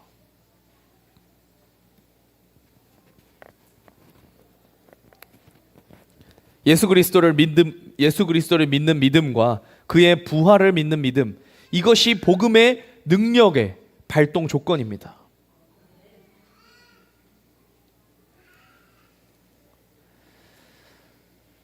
아멘. 그러면서 사도 바울이 하나님의 의에 대해서 얘기합니다. 하나님의 의가 17절입니다. 하나님의 의가 복음 속에 나타납니다. 이 일은 오로지 믿음에 근거하여 일어납니다. 보십시오. 하나님의 의가 복음 속에 나타나는데 어떤 것을 근거하여 나타납니까?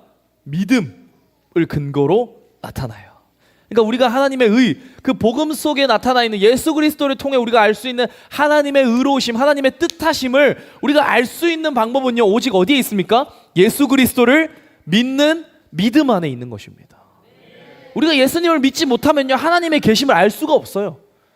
우리가 예수 그리스도를 믿지 않으면 하나님의 뜻을 알 수 없습니다. 나를 향하신 하나님의 뜻이든 세상을 향하시는 하나님의 뜻이든 하나님의 어떤 계획하심과 부르심과 놀라우신 뜻을 우리는 알 수가 없어요. 왜요? 그 발동 조건을 하나님 뭘로 정해놓으셨기 때문에? 네, 복음을 믿는 것. 이것은 성경에 기록된 바 의인은 믿음으로 살 것이다 한 것과 같습니다. 의인은 믿음으로 살 것이다. 아멘이신가요? 여기서 믿음으로 산다, 의인은 믿음으로 산다 할 때 이 살다가요, 헬라어로 자오라는 단어인데요, 이 단어는요, 하나님의 자녀가 초자연적인 삶을 살아내는 것을 말합니다.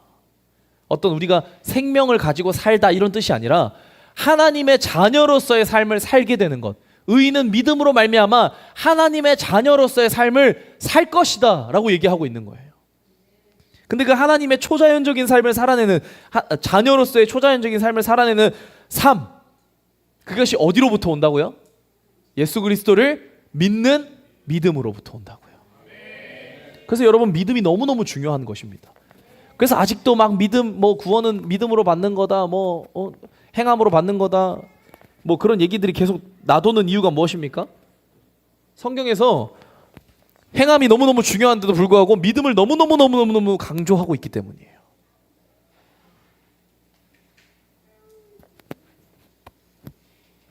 네, 너무너무 강조하고 있기 때문입니다. 그래서 절대 잊어버리지 마십시오. 이단들에게 넘어가지 마십시오. 베들린 열방센터에 계신 분들은 이단에게 넘어가지 마십시오. 하나님께서 정하신 구원의 발동 조건은 오직 예수 그리스도를 믿는 믿음인 것입니다.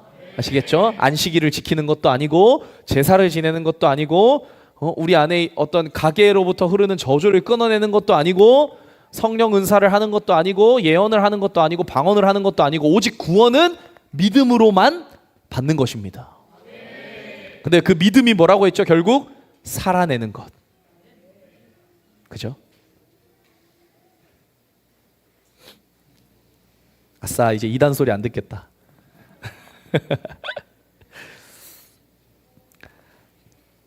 그러면서 본문 말씀에 이제 17절 이후에 18절부터 갑자기 사도 바울이 하나님의 진노에 대해서 얘기하고 있습니다. 하나님의 진노. 하나님의 진노가 불의한 행동으로 진리를 가로막는 사람의 온갖 불경건함과 불의함을 겨냥하여 하늘로부터 나타납니다. 하나님의 진노가 이 불의함과 사람들의 불경건함을 겨냥해서 하늘로부터 나타난다고 얘기하고 있어요.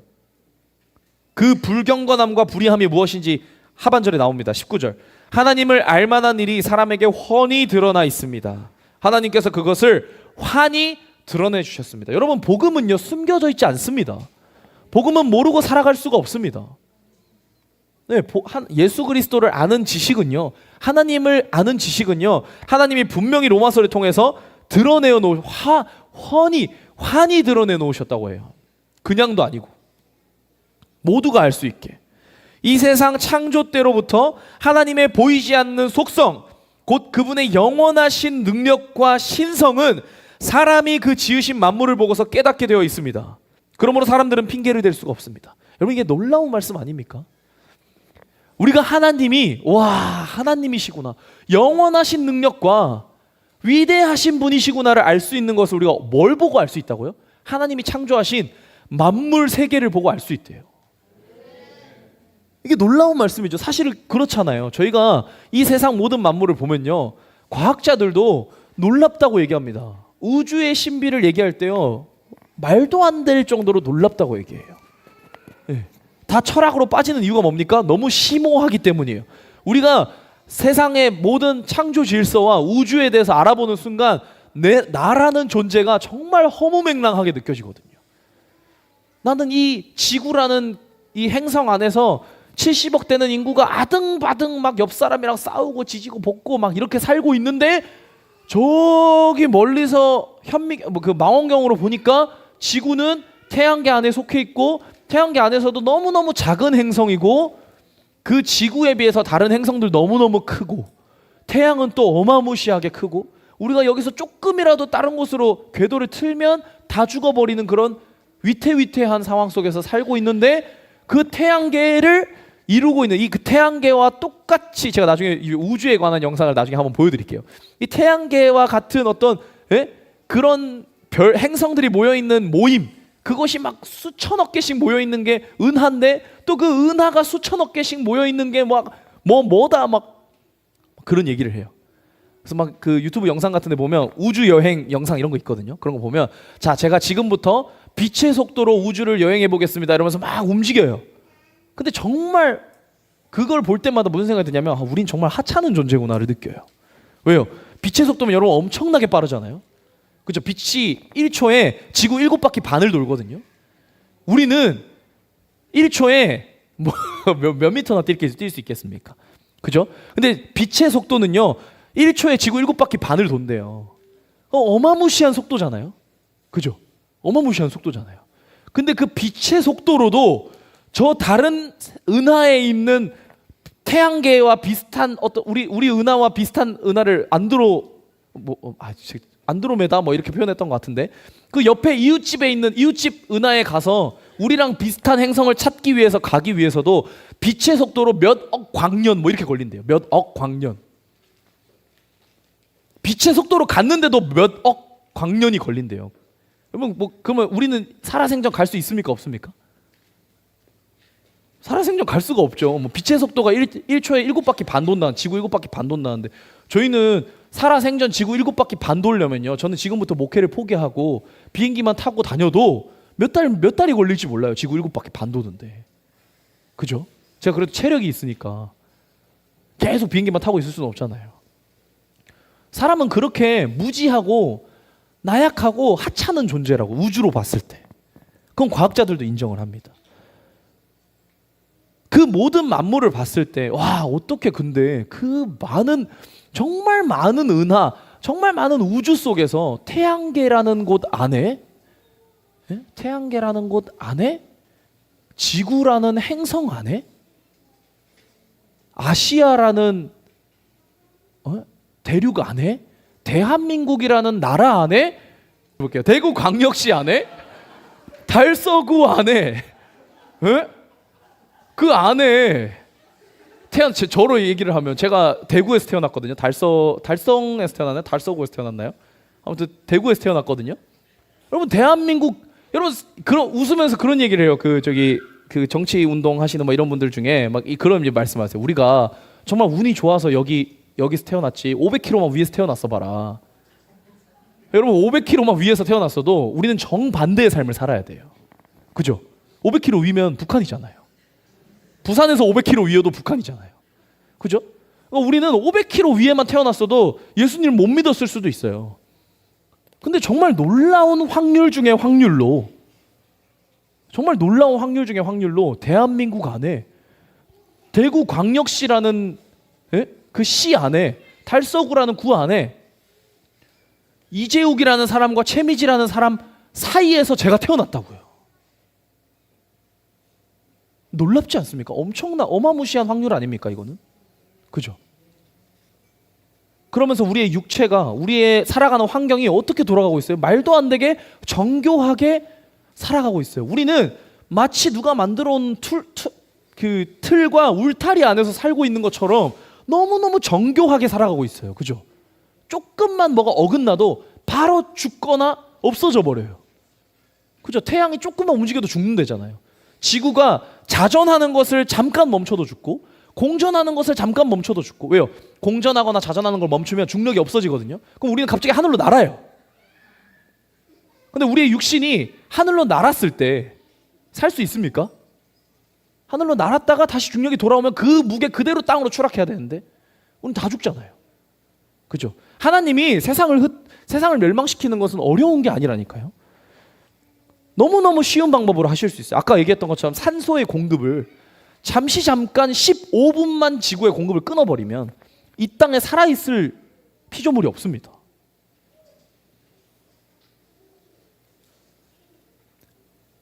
달이 공전하는 것, 지구가 공전하는 것, 태양이 공전하는 것, 태양은 공전하지 않죠. 태양을 중심으로 도는 것. 예? 우리가 알고 있는 이런 우주에 대한 상식, 세상이 돌아가고 있는 어떤 지구학, 지질학 이런 것들을 다 생각해 봤을 때요. 결국 도달할 수 있는 결론은 사람은 정말 미약하구나. 정말 미천하구나.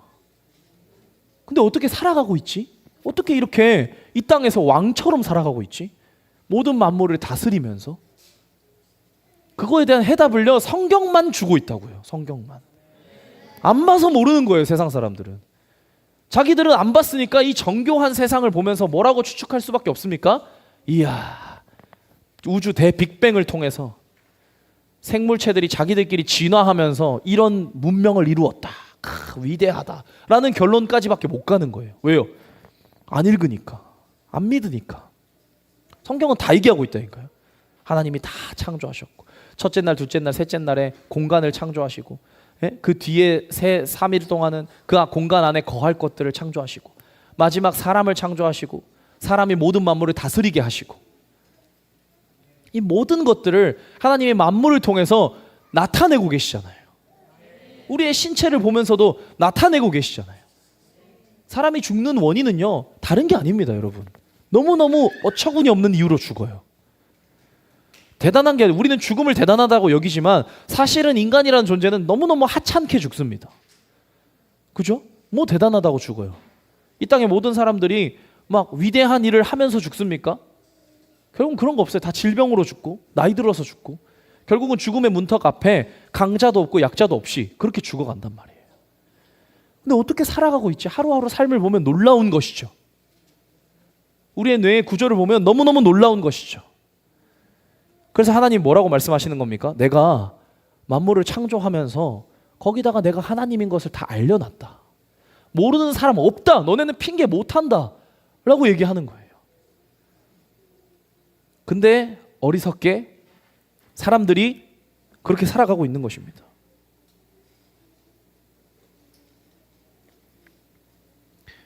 오늘 본문 말씀을 보면 사람들은 하나님을 압니까 모릅니까?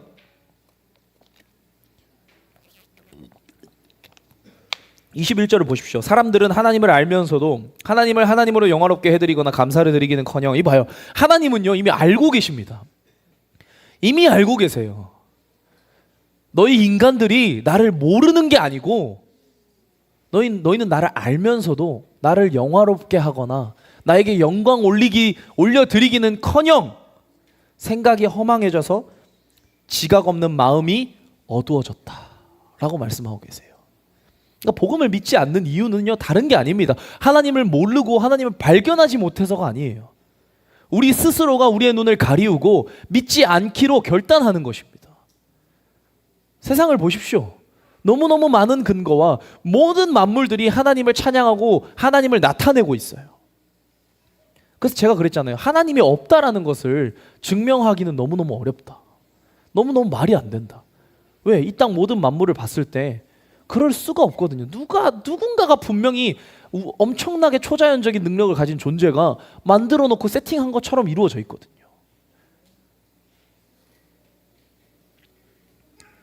그러나 우리는 생각이 허망해지고 지각 없는 마음이 어두워지고 있습니다.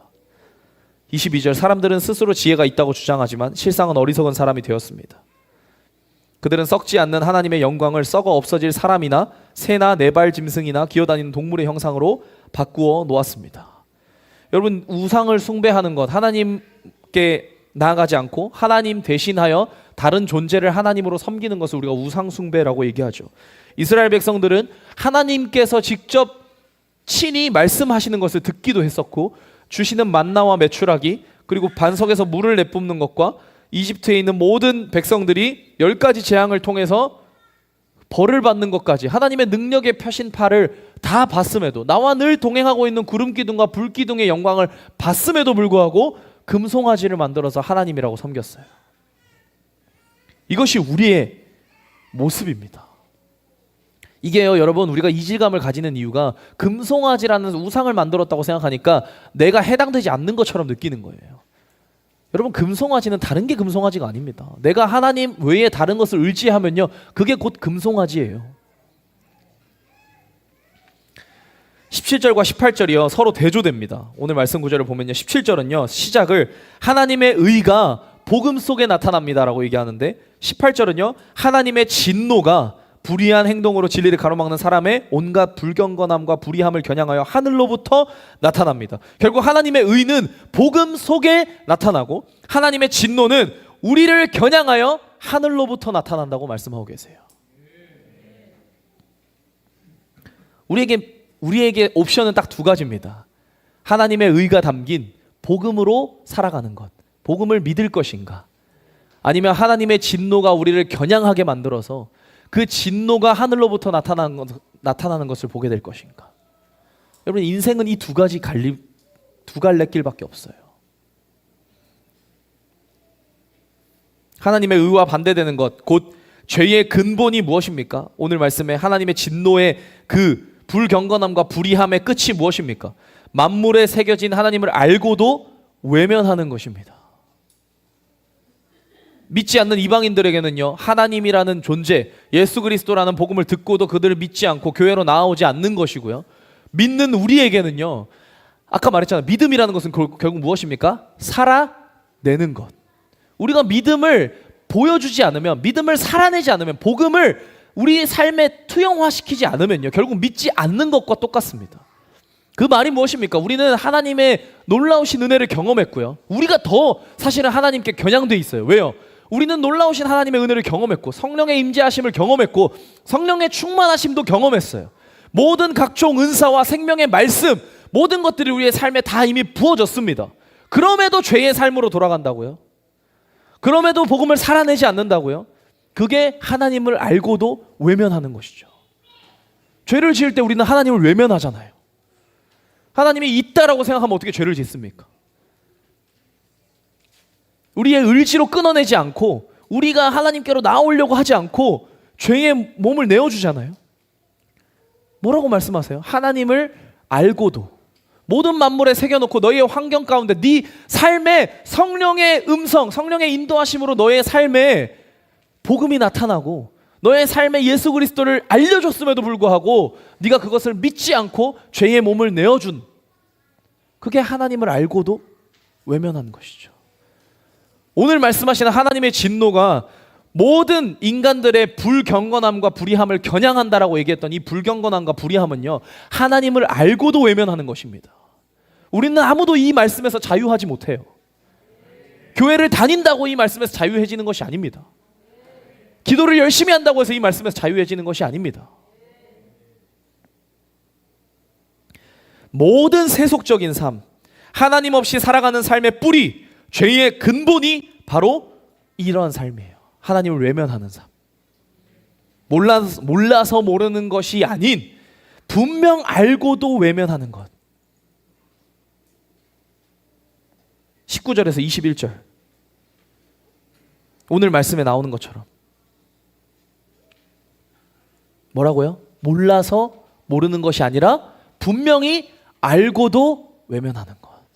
그래서 교회 안에 직분자분들 조심하십시오. 저희는 다 직분자밖에 없어서 하는 얘기입니다. 교회 안에 직분자분들 조심하십시오. 여러분들에게 맡겨진 사명은요, 가벼운 것이 아닙니다. 집사, 권사, 장로, 전도사, 목사에게 주어진 사명은요, 결코 가벼운 것이 아닙니다. 만약 그 사명이 너무너무 버겁고 무섭고 힘드시다면요, 직분을 내려놓으십시오. 다시 새가족 반으로 들어가십시오. 그래서 말씀을 처음부터 다시 배우십시오. 그냥 하찮게 여길 사명이 아니라는 겁니다. 베들리엄 열방센터에 주어진 여러분들 각 직분에게 주어진 사명은요, 하찮게 내가 그냥 기분이 안 좋아서, 내가 그냥 하기 싫어서, 내가 그냥 다른 거에 집중하고 싶어서 안 할 수 있는 그런 사명이 아니라는 것입니다. 그게 바로 하나님을 알고도, 분명히 알고도 외면하는 거예요. 이렇게 시작되는 우상 숭배가 결국은요, 22절, 23절입니다. 22절, 23절. 새나 네발짐승이나 기어다니는 동물의 형상으로 하나님의 영광을 대체한다는 거예요. 얼마나 어리석습니까? 하나님의 위대하심과 그 놀라우신 그 영광을요, 썩어 없어질 네발 기는 짐승 같은 것으로 바꿔놓는다고요. 그 말은 무엇입니까? 여기서는 짐승이라고 표현했지만 우리의 삶의 우상이 무엇인지를 고민해 보자고요. 우리는 무엇을 우상으로 삼고 있습니까? 하나님의 놀라우신 그리고 위대하신 그 능력을요, 우리는 썩어 없어질 내 가족, 내 자녀, 내 부모, 내 직장, 돈, 명예, 이런 것과 바꾸고 있다고요. 알량한 내 자존심, 건재한 내 몸, 육신, 이런 것을요, 썩어 없어질 이 모든 것들을 무한하고 무궁하고 위대하신 하나님의 영광과 바꾸고 있다고, 대체하고 있다고. 그것을 쫓아 살아가고 있다고. 우상숭배가 다른 것입니까? 만들어서 그것을 쫓아 내 삶을 던지면 그게 우상숭배예요. 반대로 얘기하면 하나님을 믿고 예수 그리스도를 믿고 예수 그리스도께 우리의 삶을 내던지면 그게 신앙이잖아요. 그럼 우상숭배가 무엇입니까? 방향이 잘못된 거죠. 하나님이 아닌 다른 존재, 하나님을 대체하는 존재를 세워놓고 그것에 우리의 삶을 내던지면 그게 우상숭배잖아요. 그게 하나님을 알고도 외면하는 것 아닙니까? 그게 모든 죄의 근본, 뿌리라는 거예요. 나머지는 열매고요. 우리가 짓는 일반 죄들은요, 다 이 뿌리로부터 오는 근본, 뿌리로부터 오는 열매예요. 그러면 이 땅에 그리스도인이 과연 몇 명이나 있겠습니까? 참된 그리스도인. 그러니까 날마다 우리가 그런 고백을 하는 거예요. 주님이 찾으시는 그 한 사람, 그 예배자, 그가 찾는 이 없어 주님께서 슬퍼하시네. 이런 찬양이 우리 입술로 고백된다는 것 자체가 여러분 우리의 수치입니다. 수치. 이 땅에 몇억 명의 기독교인들이 있는데 우리 기독교인들이 직접 부르는 입술의 고백이 그가 찾는 이가 없어서 주님이 슬퍼하고 계신다. 주님이 얼마나 억장이 무너지시겠습니까? 이 모든 구원의 방법, 구원의 이 시스템을 완벽하게 세팅하면 뭐예요? 제가 아무리 맛있는 음식을 기가 막히게 만들면 뭐합니까? 아무도 안 드시는데, 아무도 받지를 않으시는데. 그러니까 주님의 억장이 무너지시는 거예요. 여러분, 로마서 말씀은요, 이방인들에게 쓴 편지가 아닙니다. 로마 교회에 있는 성도들에게 쓴 편지예요. 예수님께서 직접 우리에게 하시는 말씀인 것입니다. 하나님을 외면한다는 것은요, 이러한 것입니다. 그렇게 시작되는 우상숭배, 다양한 현 시대의 우상숭배의 모습이 우리 안에 있습니다. 그죠? 우리 안에 다양한 우상숭배의 모습이 있죠. 그래서 하나님이 아닌 다른 것을 의지하고 쫓아가고 그것에 우리의 삶을 내던지며 시간을 쏟으며 우리의 마음을 쏟잖아요.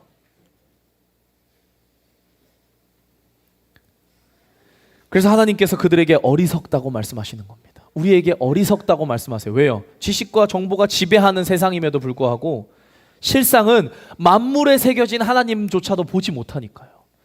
하나님이 만물에 하나님을 빡 새겨놓으셨는데 우리가 그 하나님조차도 보지 못하니까 얼마나 어리석습니까? 과학이 발전하면 뭐합니까? 현대 AI 시스템이 발전하면 뭐합니까? 요즘 기가 막혀요. AI 여러분 챗GPT 써보셨어요? 기가 막힙니다. 이제요 전문가들이 필요가 없어요. 이 AI가 다 알려줘요.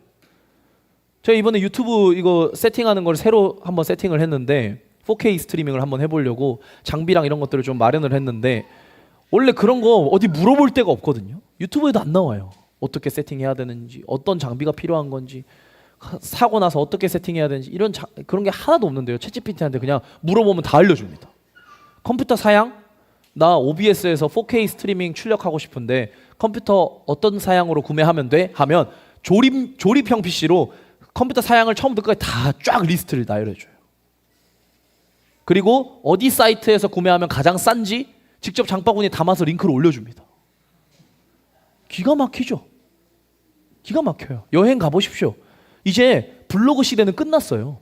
그냥 챗GPT한테 나 일본 여행 왔는데 여기 뭐가 맛집 제일 많은 맛집 많이 찾는 곳으로 알려줘. 아니면 되게 섬세하게 얘기해도 알아들어요. 여기 로컬 사람들만 많이 오는 곳으로 알려줘 하면 리스트 쫙 나와요. 5군데 웨이팅 몇 분 정도 걸리고 예약할 수 있는지 없는지 위치 어디고 가격 얼마 정도 하고 여기서 사람들이 가장 많이 먹는 음식이 뭔지. 여러분 기가 막힙니다. 정말 편해요. 제가 신학적으로 뭐 알아봐야 될 거 있을 때요. 여러분 옛날에는 다 신학서적 찾아봐야 됐거든요. 제가 여러분들에게 이 말씀을 각 신학자들이 어떻게 해석하는지를 만약 알려주고 싶어요. 그러면 원래는요. 제가 도서관 가서 신학서적 빌려가지고 다 책으로 공부해가지고 여러분들한테 알려줘야 돼요. 근데 이젠 그럴 필요가 없습니다. 로마서 1장 7절 신학자들이 어떤 식으로 해석해? 현대에 어떤 다양한 신학적 견해가 있어? 라고 물어보면요. 유명한 신학자가 뭐라고 얘기했는지까지 다 나와요. 리스트 쫙 나옵니다. 기가 막히죠. 근데 그러면 뭐합니까? 그런 정보화 시대에 살면 뭐합니까? 하나님이 보실 때 우리는 문맹이에요. 문맹. 기가 막힌 스마트폰 시대에 이런 패드 시대에 이제 성경책 없이 제가 패드로 설교하잖아요. 이런 시대에 LED로 제 화면 보시고 이런 시대에 살면 뭐합니까? 전기차 막 만들고 막 카니발 타고 다니고 막 옛날 문명 시대 때 생각하면요 기가 막힌 발전이죠. 근데 하나님 보시기 여전히 문맹이라고. 그럼 뭐해? 만물에 새겨놓은 나도 못 찾는데. 그럼 뭐해? 너네는 아직도 눈이 가리워져 있는데. 발전하면 발전할수록 문맹률이 올라가요. 과학이 발전할수록 복음률이 떨어져요. 우리의 삶이 편해지면 편해질수록 그리스도인으로서의 삶이 줄어들어요. 하나님이 얼마나 어리석다고 생각하시겠습니까? 하지 마라. 차라리 하지 마라. 발전하지 마라. 이렇게 말씀하시지 않으시겠습니까?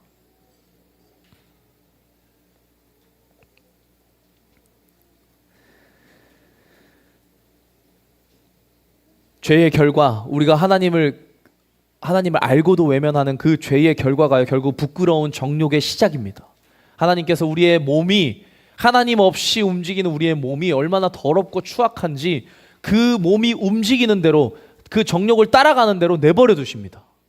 그러니까 어떻게 됩니까? 인간의 마음의 욕정이 더러움 그 자체인데 하나님의 진리를 바꾸고 피조물을 숭배하는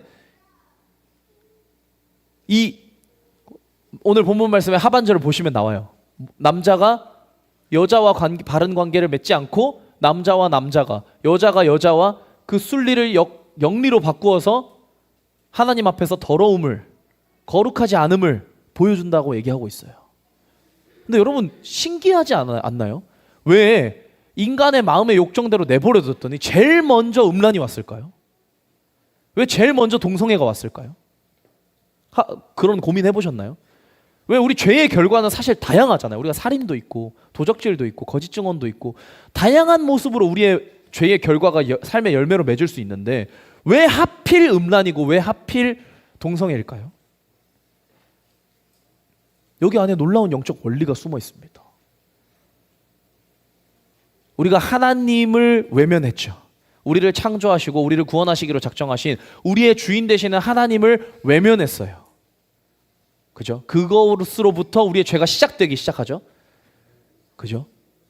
근데 여기서 놀라운 원리가 뭐냐면 우리의 죄가 시작되면 이제 어떻게 되냐면 우리가 죄를 지으면 하나님과 멀어지잖아요. 그죠? 하나님 거룩하시고 우리는 거룩하지 않기 때문에 죄를 지으면 우리가 하나님과의 관계가 멀어지게 되어 있죠. 근데 죄가요, 무섭게 우리가 하나님과 가장 멀어질 수 있게 만듭니다. 우리의 몸이, 우리 육신이. 그게 바로 음란이에요. 그게 바로 동성애입니다. 왜요? 여러분 보십시오. 남자와 여자가 만나서 가정을 이루어요. 그죠? 관계를 통해서 자녀를 낳습니다. 그게 하나님 안에서 올바른 관계예요. 그리고 그게 신랑 되신 예수 그리스도와 성도, 곧 교회와의 예표입니다. 우리의 신랑은 예수 그리스도고 우리가 남자와 여자, 신랑과 신부가 만나서 한 몸을 이루는 과정을 하나님께서 예수 그리스도와 교회, 성도의 어떤 한 몸됨을 이루는 모습을 예표로 보여주신 거란 말입니다. 그러면 우리가 예수 그리스도의 사랑을 언제 가장 뜨겁게 느낄 수 있어요? 예수님을 신랑으로 모시고 있을 때. 그때 우리가 예수님의 사랑을 가장 뜨겁게 누릴 수 있고요. 하나님을 아는 지식은요, 어디서부터 옵니까? 복음으로부터 오잖아요. 그 복음이 무엇입니까? 예수 그리스도예요. 그러니까 예수 그리스도를 믿는 믿음으로 말미암아 우리가 하나님을 알게 되는 건데, 우리가 예수 그리스도를 모르게 되면 어떻게 됩니까? 하나님 알 수 있습니까? 없습니까? 없어요. 그러니까 마귀가 기가 막히게 알고 우리의 예표부터 없애버리는 겁니다. 영리와 잘못된 길로 가게 만드는 거예요. 왜요? 남자와 여자가 만나서 한 몸을 이루는 것이 신랑 되신 예수 그리스도와 우리 성도들 간의 한 몸됨을 이루는 예표인데, 그것부터 파괴시켜야 우리가 다시는 예수 그리스도를 신랑으로 모실 수 없기 때문에, 모르고 살아갈 수밖에 없기 때문에. 왜요? 우리가 진짜 중요한 것이 무엇인지, 우리가 부부 관계가 왜 중요한 것인지, 왜 하나님께서 부부가 한 몸을 이루게 하시고 생명을 출산하게 하셨는지를 우리가 잊고 살아가는 순간 하나님의 놀라운 영적 원리를 알 수가 없기 때문에요. 여러분, 왜 결혼하셨습니까? 왜 자녀를 낳으셨어요? 그 이유가 있어야 됩니다. 그냥 하는 게 아니에요. 저 사람이 좋아서? 아니요. 살아보면 알잖아요. 살아보면 계속 좋던가요? 그렇지 않잖아요. 우리의 좋아하는 감정은 일시적이에요. 근데 여러분, 왜 결혼하십니까? 왜 젊은 청년들, 여기 있는 젊은 청년들 왜 결혼하고 왜 자녀 둘씩 낳았어요? 하나님이 지상 명령을 주셨으니까? 아니요. 부부간의 관계를 통해서 하나님께서 예수 그리스도와 성도들의 한 몸됨 이루는 것을 예표로 보여주셨기 때문입니다. 그걸 가장 뜨겁게 느낄 수 있는 것이 부부예요. 그래서 우리는 결혼을 하고 자녀를 낳는 것입니다. 다른 거 할 필요가 없어요. 사실은 우리가 너무 많은 일에 바쁜데, 원래는요 여러분, 하나님께서 우리의 삶 자체에 하나님과 우리의 관계의 예표들을 주셨습니다. 그게 뭡니까? 부부가 서로 사랑해서 관계를 맺고 자녀를 낳죠. 그러면 사랑해서 한 몸을 이루고 관계를 맺는 것이 예수 그리스도와 우리의 관계의 예표이죠. 그리고 자녀를 낳으면 우리가 부모로서 자녀를 양육합니다. 어렸을 때부터 케어해서 그 자녀가 올바로 설 수 있을 때까지 계속 돌봐줘요. 그게 아버지 되신 하나님과 우리와의 관계의 예표잖아요. 근데 결혼도 안 하고 자녀도 안 키우면서 하나님의 놀라우신 영적 원리를 알 수 있습니까? 없습니까? 알 수 없는 겁니다. 그래서 비혼주의자가 현 시대에 너무너무 많은 이유가 무엇입니까?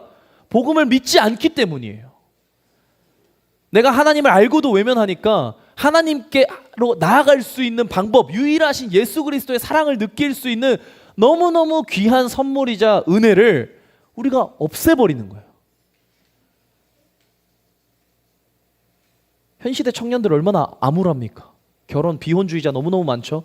결혼을 대체할 다른 것들을 너무너무 많이 만들었습니다. 이제는 결혼하지 않고 동거하는 것이 너무너무 자연스러운 시대예요. 서로 이제 눈살도 찌푸리지 않는 시대입니다. 대학가 가보십시오. 대학 청년들끼리 서로 동거하는 게 너무너무 비일비재해요. 왜요? 동거하는 거 너무너무 편하거든요. 쾌락만 쫓을 수 있고. 동거하면 결혼 때 누릴 수 있는 즐거운 쾌락은 다 뽑아가고 안 좋은 것들 다 책임지지 않을 수 있거든요. 얼마나 좋습니까? 돈이 듭니까? 동거하는데 돈이 듭니까? 예? 자녀를 낳아야 됩니까? 자녀를 키워야 됩니까? 쇠가 빠지게 일을 해야 됩니까? 서로 의견을 맞추고 끝까지 함께 해야 됩니까? 이혼하지 않고 끝까지 견뎌야 합니까? 그 그리스도의 사랑을 끝까지 견뎌야, 이런 게 없잖아요. 동거하는 친구들은요, 그냥 만나다가 마음에 안 맞으면 헤어지면 됩니다. 왜요? 법적으로 아무 효력이 없으니까. 동거하는 건 아무 문제되는 게 없으니까. 법으로 막은 것도 아니고, 그렇다고 내가 결혼을 한 것도 아니고, 자녀 생기면 지우면 되고, 얼마나 편한 세상에서 살고 있어요. 결혼을 하지 않는 이유는 무엇입니까?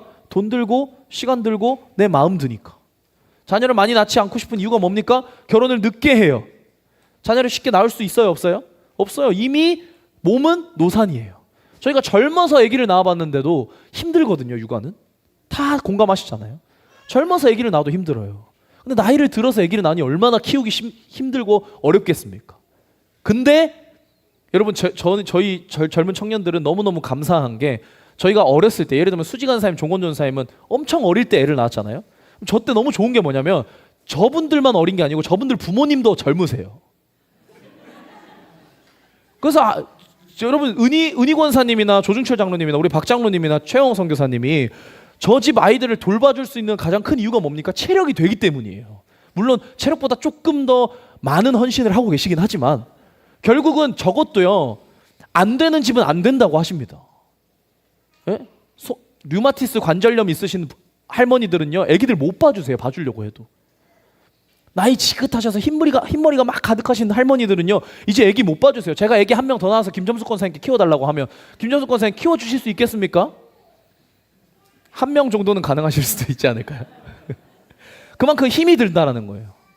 근데 여러분, 이제 나이가 든 청년들, 나이가 이제 노산에 가까운 청년들이 아기를 낳으면요, 그 부모님도 이제 나이가 너무 지긋하셔서 아기를 돌봐줄 수 없습니다. 그럼 아기를 어떻게 키워요?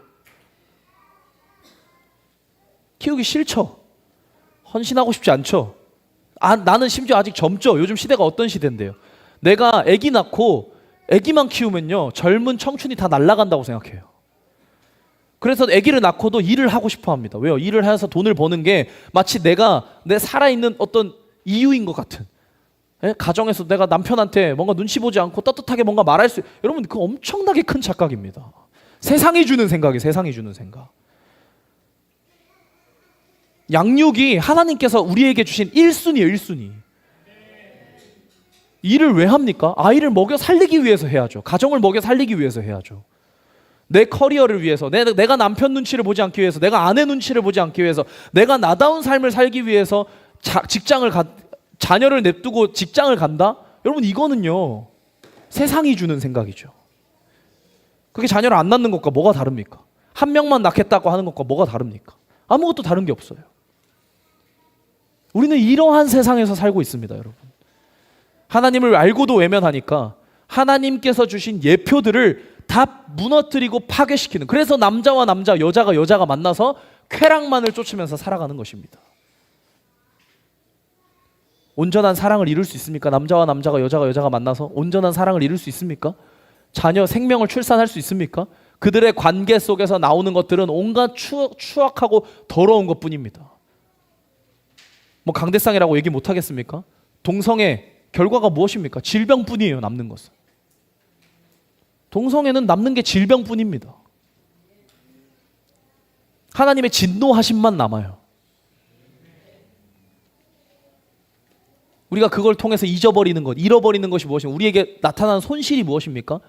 가장 중요한 하나님이 우리의 삶에 직결되게 만들어 놓으신 예표, 유일한 예표 두 가지가 그거란 말이에요. 부부 그리고 자녀 양육. 이게 하나님께서 우리를 얼마나 사랑하시는지, 우리가 자녀를 키워보면 하나님이 우리를 얼마나 사랑하시는지, 얼마나 하나님의 손길이 없으면 우리는 단 한순간도 살아갈 수 없는지를 뼈저리게 느낄 수 있죠. 부부간의 사랑을 통해서, 한몸됨을 이룸을 통해서 예수 그리스도와 나의 관계를 뼈저리게 느낄 수 있죠. 근데 그걸 다 포기하고 다 없애버리는 거죠. 왜요? 쾌락을 쫓는 삶을 시작했기 때문에, 하나님을 외면하기로 작정했기 때문에. 이게 놀라운 영적 원리입니다, 여러분. 동성애가 그냥 생기는 게 아니에요. 단순한 죄가 아닙니다. 마귀의 엄청난 전략이에요. 그래서 저는 앞으로 목회하면서도 절대 젊은 청년들 중에 비혼주의자 아예 사상을 바꿔놓을 겁니다. 비혼주의자는 교회 안에 있을 필요가 없어요. 밖에 나가서 복음 전도자로 살면 됩니다. 사도 바울의 부르심을 가졌으면 밖에 나가서 복음을 전하고 있어야죠. 저희 교회 올 일이 없어요. 근데 저희 교회 와서 신앙생활을 하시는 분들은 복음 전도자가 아니잖아요. 결혼을 반드시 해야 돼요. 왜요? 그 안에서 누릴 수 있는 하나님의 은혜와 사랑은요, 말로 표현할 수가 없거든요. 우리 젊은 청년들뿐만 아니라 우리 다음 세대 학생들, 이제 아마 다음 학기 때쯤 아이들 대상으로 저희가 성교육도 할 거거든요. 이제 좀 많이 커서, 근데 이게 위에 또래 애들이 좀 많이 커서 성교육도 할 건데, 여러분 너무너무 중요해요. 너무너무. 이 아이들이 음란에 빠지는 이유, 하나님을 잊고 잘못된 세상으로 사실 저희 세대까지도 그렇거든요. 저희 MZ 세대 중에서도 저희 세대까지만 해도 부모님이나 학교에서 제대로 성교육을 안 해준 세대예요. 저도 음란물을 통해서 경험했습니다. 뭐가 뭔지를 그때 알았어요. 이렇게 노출되면 안 됩니다. 아이들에게 어려서부터 부모님이 교육을 하십시오. 왜 부부관계가 중요한 것인지, 그것을 통해서 어떤 책임이 들고 어떤 열매가 맺어지며 그것이 영적으로 어떤 원리를 가지고 있어서 그것이 왜 하나님께서 주신 선물인지, 이것을 명확하게 알려주셔야 돼요. 물론 부모님이 해주시면 제일 좋죠. 저희는 조금 민망하니까요. 피하지 마십시오. 아이들이 엄마 아기는 어떻게 생기는 거예요? 물어보면요, 손잡고 자면 생겨, 이렇게 얘기하지 마세요. 그건 아이들에게 영적인 놀라운 원리를 가르치지 않는 것입니다. 알려주십시오. 상세하게 알려주세요. 부모님이니까 상세하게 알려주세요. 괜찮잖아요. 부모님이니까. 그래서 자녀들이 이상한 세상에서 그 하나님께서 주신 선물을 훼손시키지 않도록, 그래서 건강한 마음을 갖도록. 은혁이하고 우리 성은이하고 지금 교제하고 있잖아요. 지혜성 교사님, 우리 박성훈 장로님, 김미경 원사님, 지금부터 시작해야 됩니다. 세상에 뺏기지 않으려면 지금부터 시작해야 돼요. 이거는요, 여러분, 얼굴 빨개지면서 쑥스러워할 문제가 아니에요. 이건 사냐 죽으냐의 문제입니다. 아이들이 하나님의 놀라우신 선물을 선물로 여기면서 살아갈 것인가, 아니면 우리들 세대처럼 음란에 완전히 무너진 세대가 될 것인가.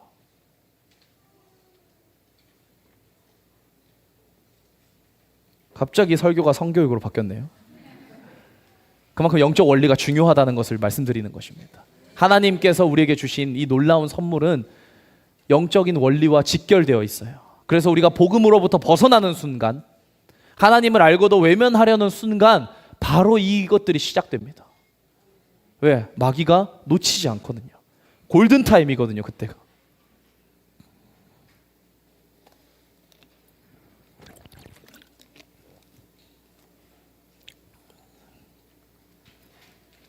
마귀는요, 이 하나님의 선물을 철저하게 파괴하는 것으로 모자라서 타락하게 만듭니다.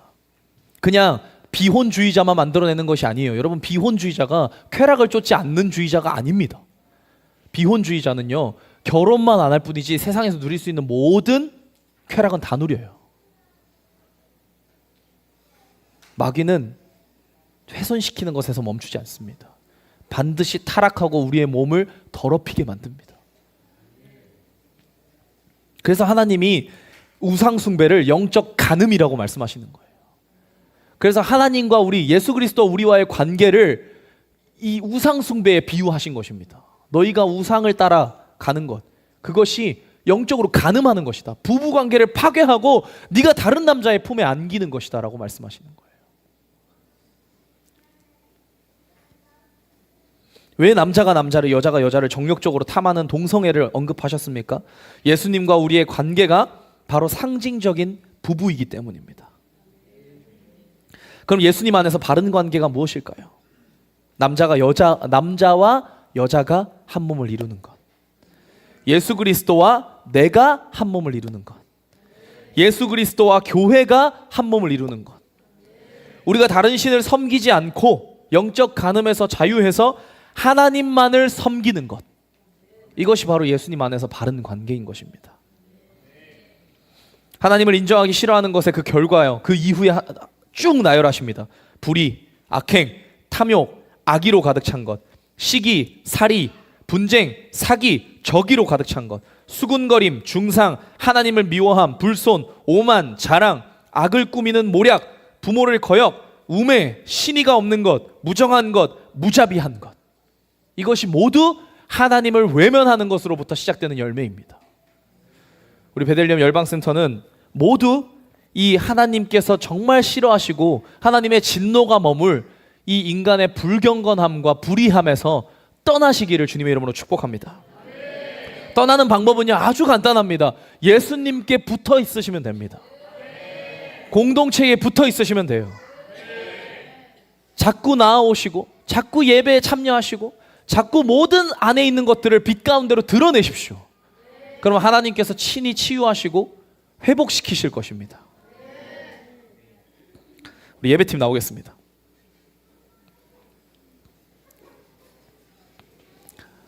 예배팀 나오기 전에 우리 성찬 준비하겠습니다. 결론입니다. 여러분, 우리에게는 두 갈래 길이 주어져 있습니다. 아까 얘기했던 것처럼 우리에게 남겨진 길은 두 갈래 길입니다. 복음으로 살아가는 삶, 반대편은 하나님의 진노가 가득한 삶, 열매 맺는 삶, 쭉정이 같은 삶, 삶으로 나타내는 삶, 바리새인.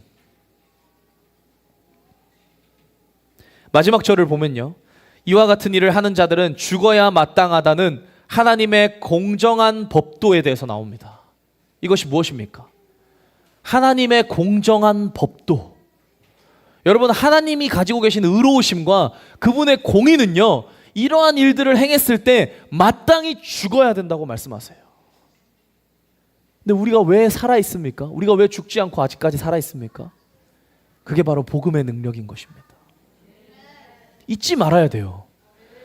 내가 지금, 우리는 자기 객관화를 잘해야 됩니다. 내가 지금 내 삶에 맺고 있는 열매가 어떠한 것인지, 그리고 그 삶의 열매를 통해 원래 얻었어야 할 결과가 무엇인지, 그리고 왜 그 결과가 내게 오지 않고 지금 이렇게 살 수 있게 됐는지, 그 원인이 뭐고 어떤 은혜가 부어졌는지, 그것을 기억해야 합니다.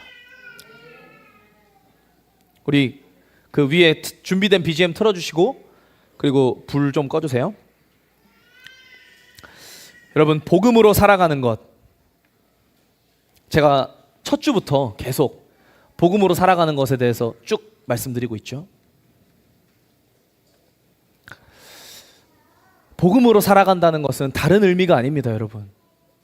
어떤 특별한, 우리가 신앙생활에 더 열심히 해야 되고 교회 일에 더 열심히 참여해야 되고 선교를 더 많이 가야 되고 이런 차원의 문제가 아닙니다. 하나님께서 말씀하시는 복음이라는 것은 곧 예수 그리스도요, 우리를 구원하신 예수 그리스도, 그분이 유일한 구원의 길이자 우리가 절대로 외면하지 않고 붙잡아야 할 것이라는 것을 잊지 않는 것입니다. 날마다 우리의 삶의 경건의 훈련은 무엇입니까? 결국은요, 우리가 우리의 삶을 살아갈 때 그냥 우리의 생각과 우리의 지식과 우리의 사상으로 살아가는 것이 아니라, 세속에서 주입된 어떤 그런 사상으로 살아가는 것이 아니라 유일한 길은 예수 그리스도다. 내 삶에 맺어지고 있는 악한 열매들은 원래 죽어야 마땅한 것인데 예수 그리스도로 말미암아 내가 이제 그 삶에서 자유해졌구나. 그것을 늘 기억하면서 사는 삶입니다. 예수님을 잊어버리고 사는 삶은요, 아무 가치가 없어요. 아무 의미가 없어요. 신앙인으로서 아무런 생명력도 없습니다. 왜요? 하나님께서 직접 정하신 구원의 길이기 때문에. 그래서 우리는 날마다 예수님을 기념하고 날마다 예수님을 기억해야 돼요. 우리가 주님 안에 거하고 주님이 내 안에 거하셔서 온전히 한 몸을 이룰 때까지. 그래서 내가 말하는 것이 예수님이 되고, 내가 행동하는 것이 예수님이 되고, 내가 가는 곳이 예수님 방문한 땅이 되게, 그것이 우리의 신앙인 것입니다. 우리 함께 성찬을 진행할 텐데요, 성찬은요, 여러분, 원래 작년에는 그러지 않았는데 올해부터 이제 저희가 한 달에 한 번씩 성찬을 하기로 결정했잖아요. 가장 큰 이유는요, 여러분, 예수님을 기념하는 것은 절대 과하지 않기 때문입니다. 예수님께서 직접 말씀하시고 직접 지시하신 이 살을 먹고 이 피를 마시고 나를 기념하라. 왜요? 신앙에서 가장 중요한 것은 예수님을 기념하는 것이기 때문입니다. 날마다 기억하는 것이기 때문입니다. 지금은 우리가 성례로 이렇게 보여지는 어떤 의식으로 예수님을 기념하지만 여러분들의 삶의 성찬은요, 결국 여러분들이 날마다 주님을 기억하는 것입니다. 예수님의 삶을 따라 살아가는 것입니다. 복음의 말씀대로 따라 살아가는, 오늘 말씀처럼, 오늘 찬양처럼 하나님의 말씀을 그대로 살아가는 것, 그것이 바로 성찬인 것입니다. 우리의 자신을 돌아보기를 주님의 이름으로 축복합니다. 그리스도의 피가 우리에게서 걷어지면요, 우리에게 남는 것은 하나님의 진노뿐입니다. 그래서 나는 진짜 복음으로 살아가는 자인가, 열매를 맺는 자인가, 우리의 삶에 복음이 나타나는 자인가, 그것을 깊이 묵상하며 돌아보는 올 한 주가 되기를 주님의 이름으로 축복합니다. 네, 우리 다 함께 자리에서 일어나서 우리 찬양하고, 네, 그리고 기도하고 예배를 마치도록 하겠습니다. 네, 이제 네, 성경금은 예배 마치고 광고 시간에 걷도록 하겠습니다. 네. 네, 우리 예배팀 나와 주시고요. 위에 이제 BGM 정리해 주시고, 우리 시간 다 함께 자리에서 일어나서, 우리 함께 자리에서 일어나서 우리 본어게인 찬양 주님께 올려드리도록 하겠습니다.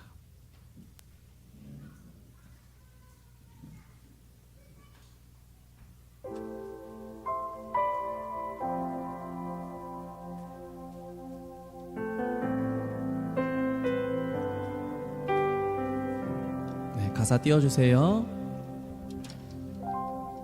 함께 고백하겠습니다. 주 안에서 내 영혼 다시 태어나 이전 것은 지나고 새롭게 됐네. 죄로 부른 내 모습 와 함께 죽고 부활 생명 내 안에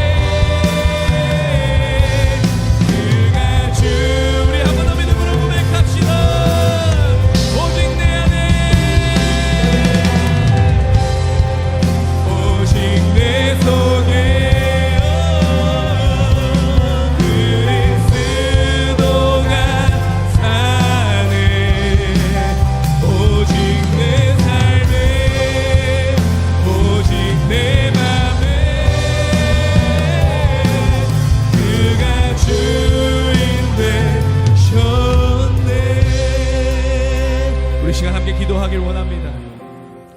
우리가 오늘 올려드린 입술의 고백처럼 이제 우리 안에 계신 분은 예수 그리스도이십니다. 아니요, 오늘부터 계신 게 아니라 사실은 여러분들 안에 늘 계셨어요.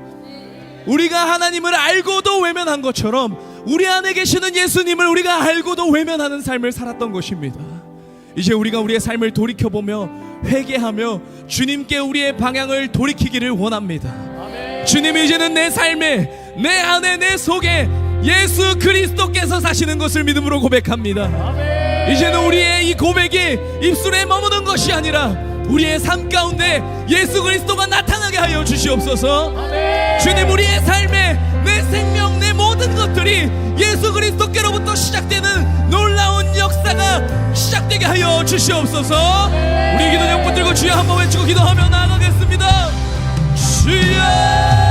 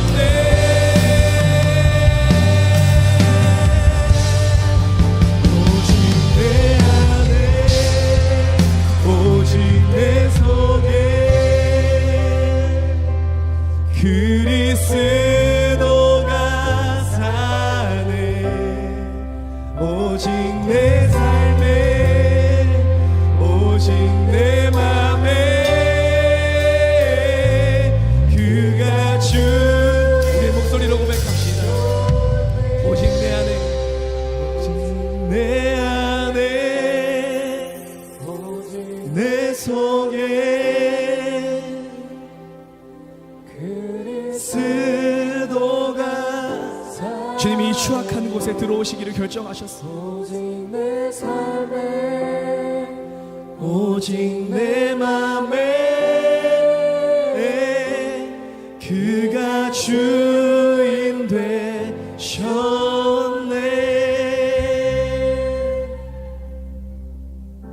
주님,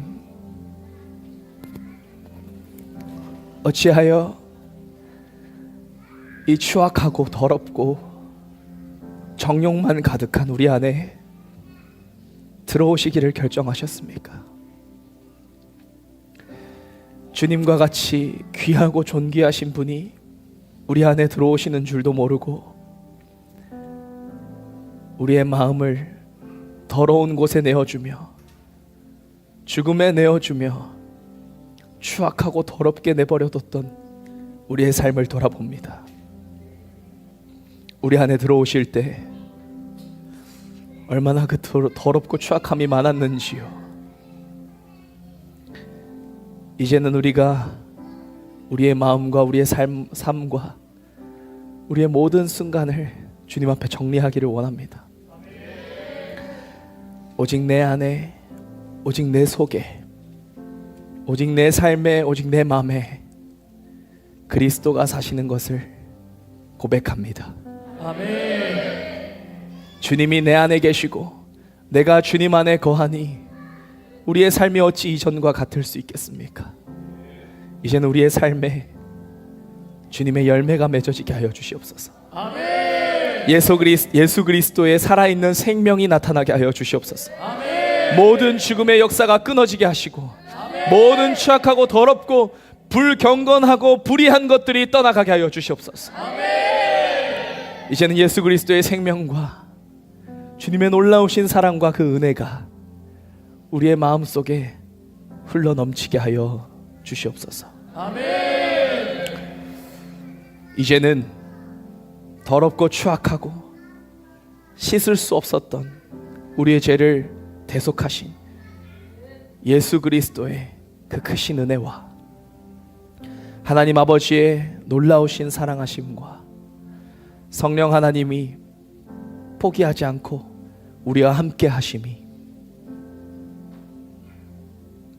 이제는 우리의 우리의 마음을 청소하며 더럽고 추악하고 불경건하고 불의한 것에 우리의 마음을 더 이상 내어주지 아니하며 오직 생명 되신 그분을 모시고 내가 그 안에 그가 내 안에 살아갈 것을 믿음으로 결단하는 베들레헴 열방센터 모든 성도들 머리 위에 이제로부터 함께 있을지어다.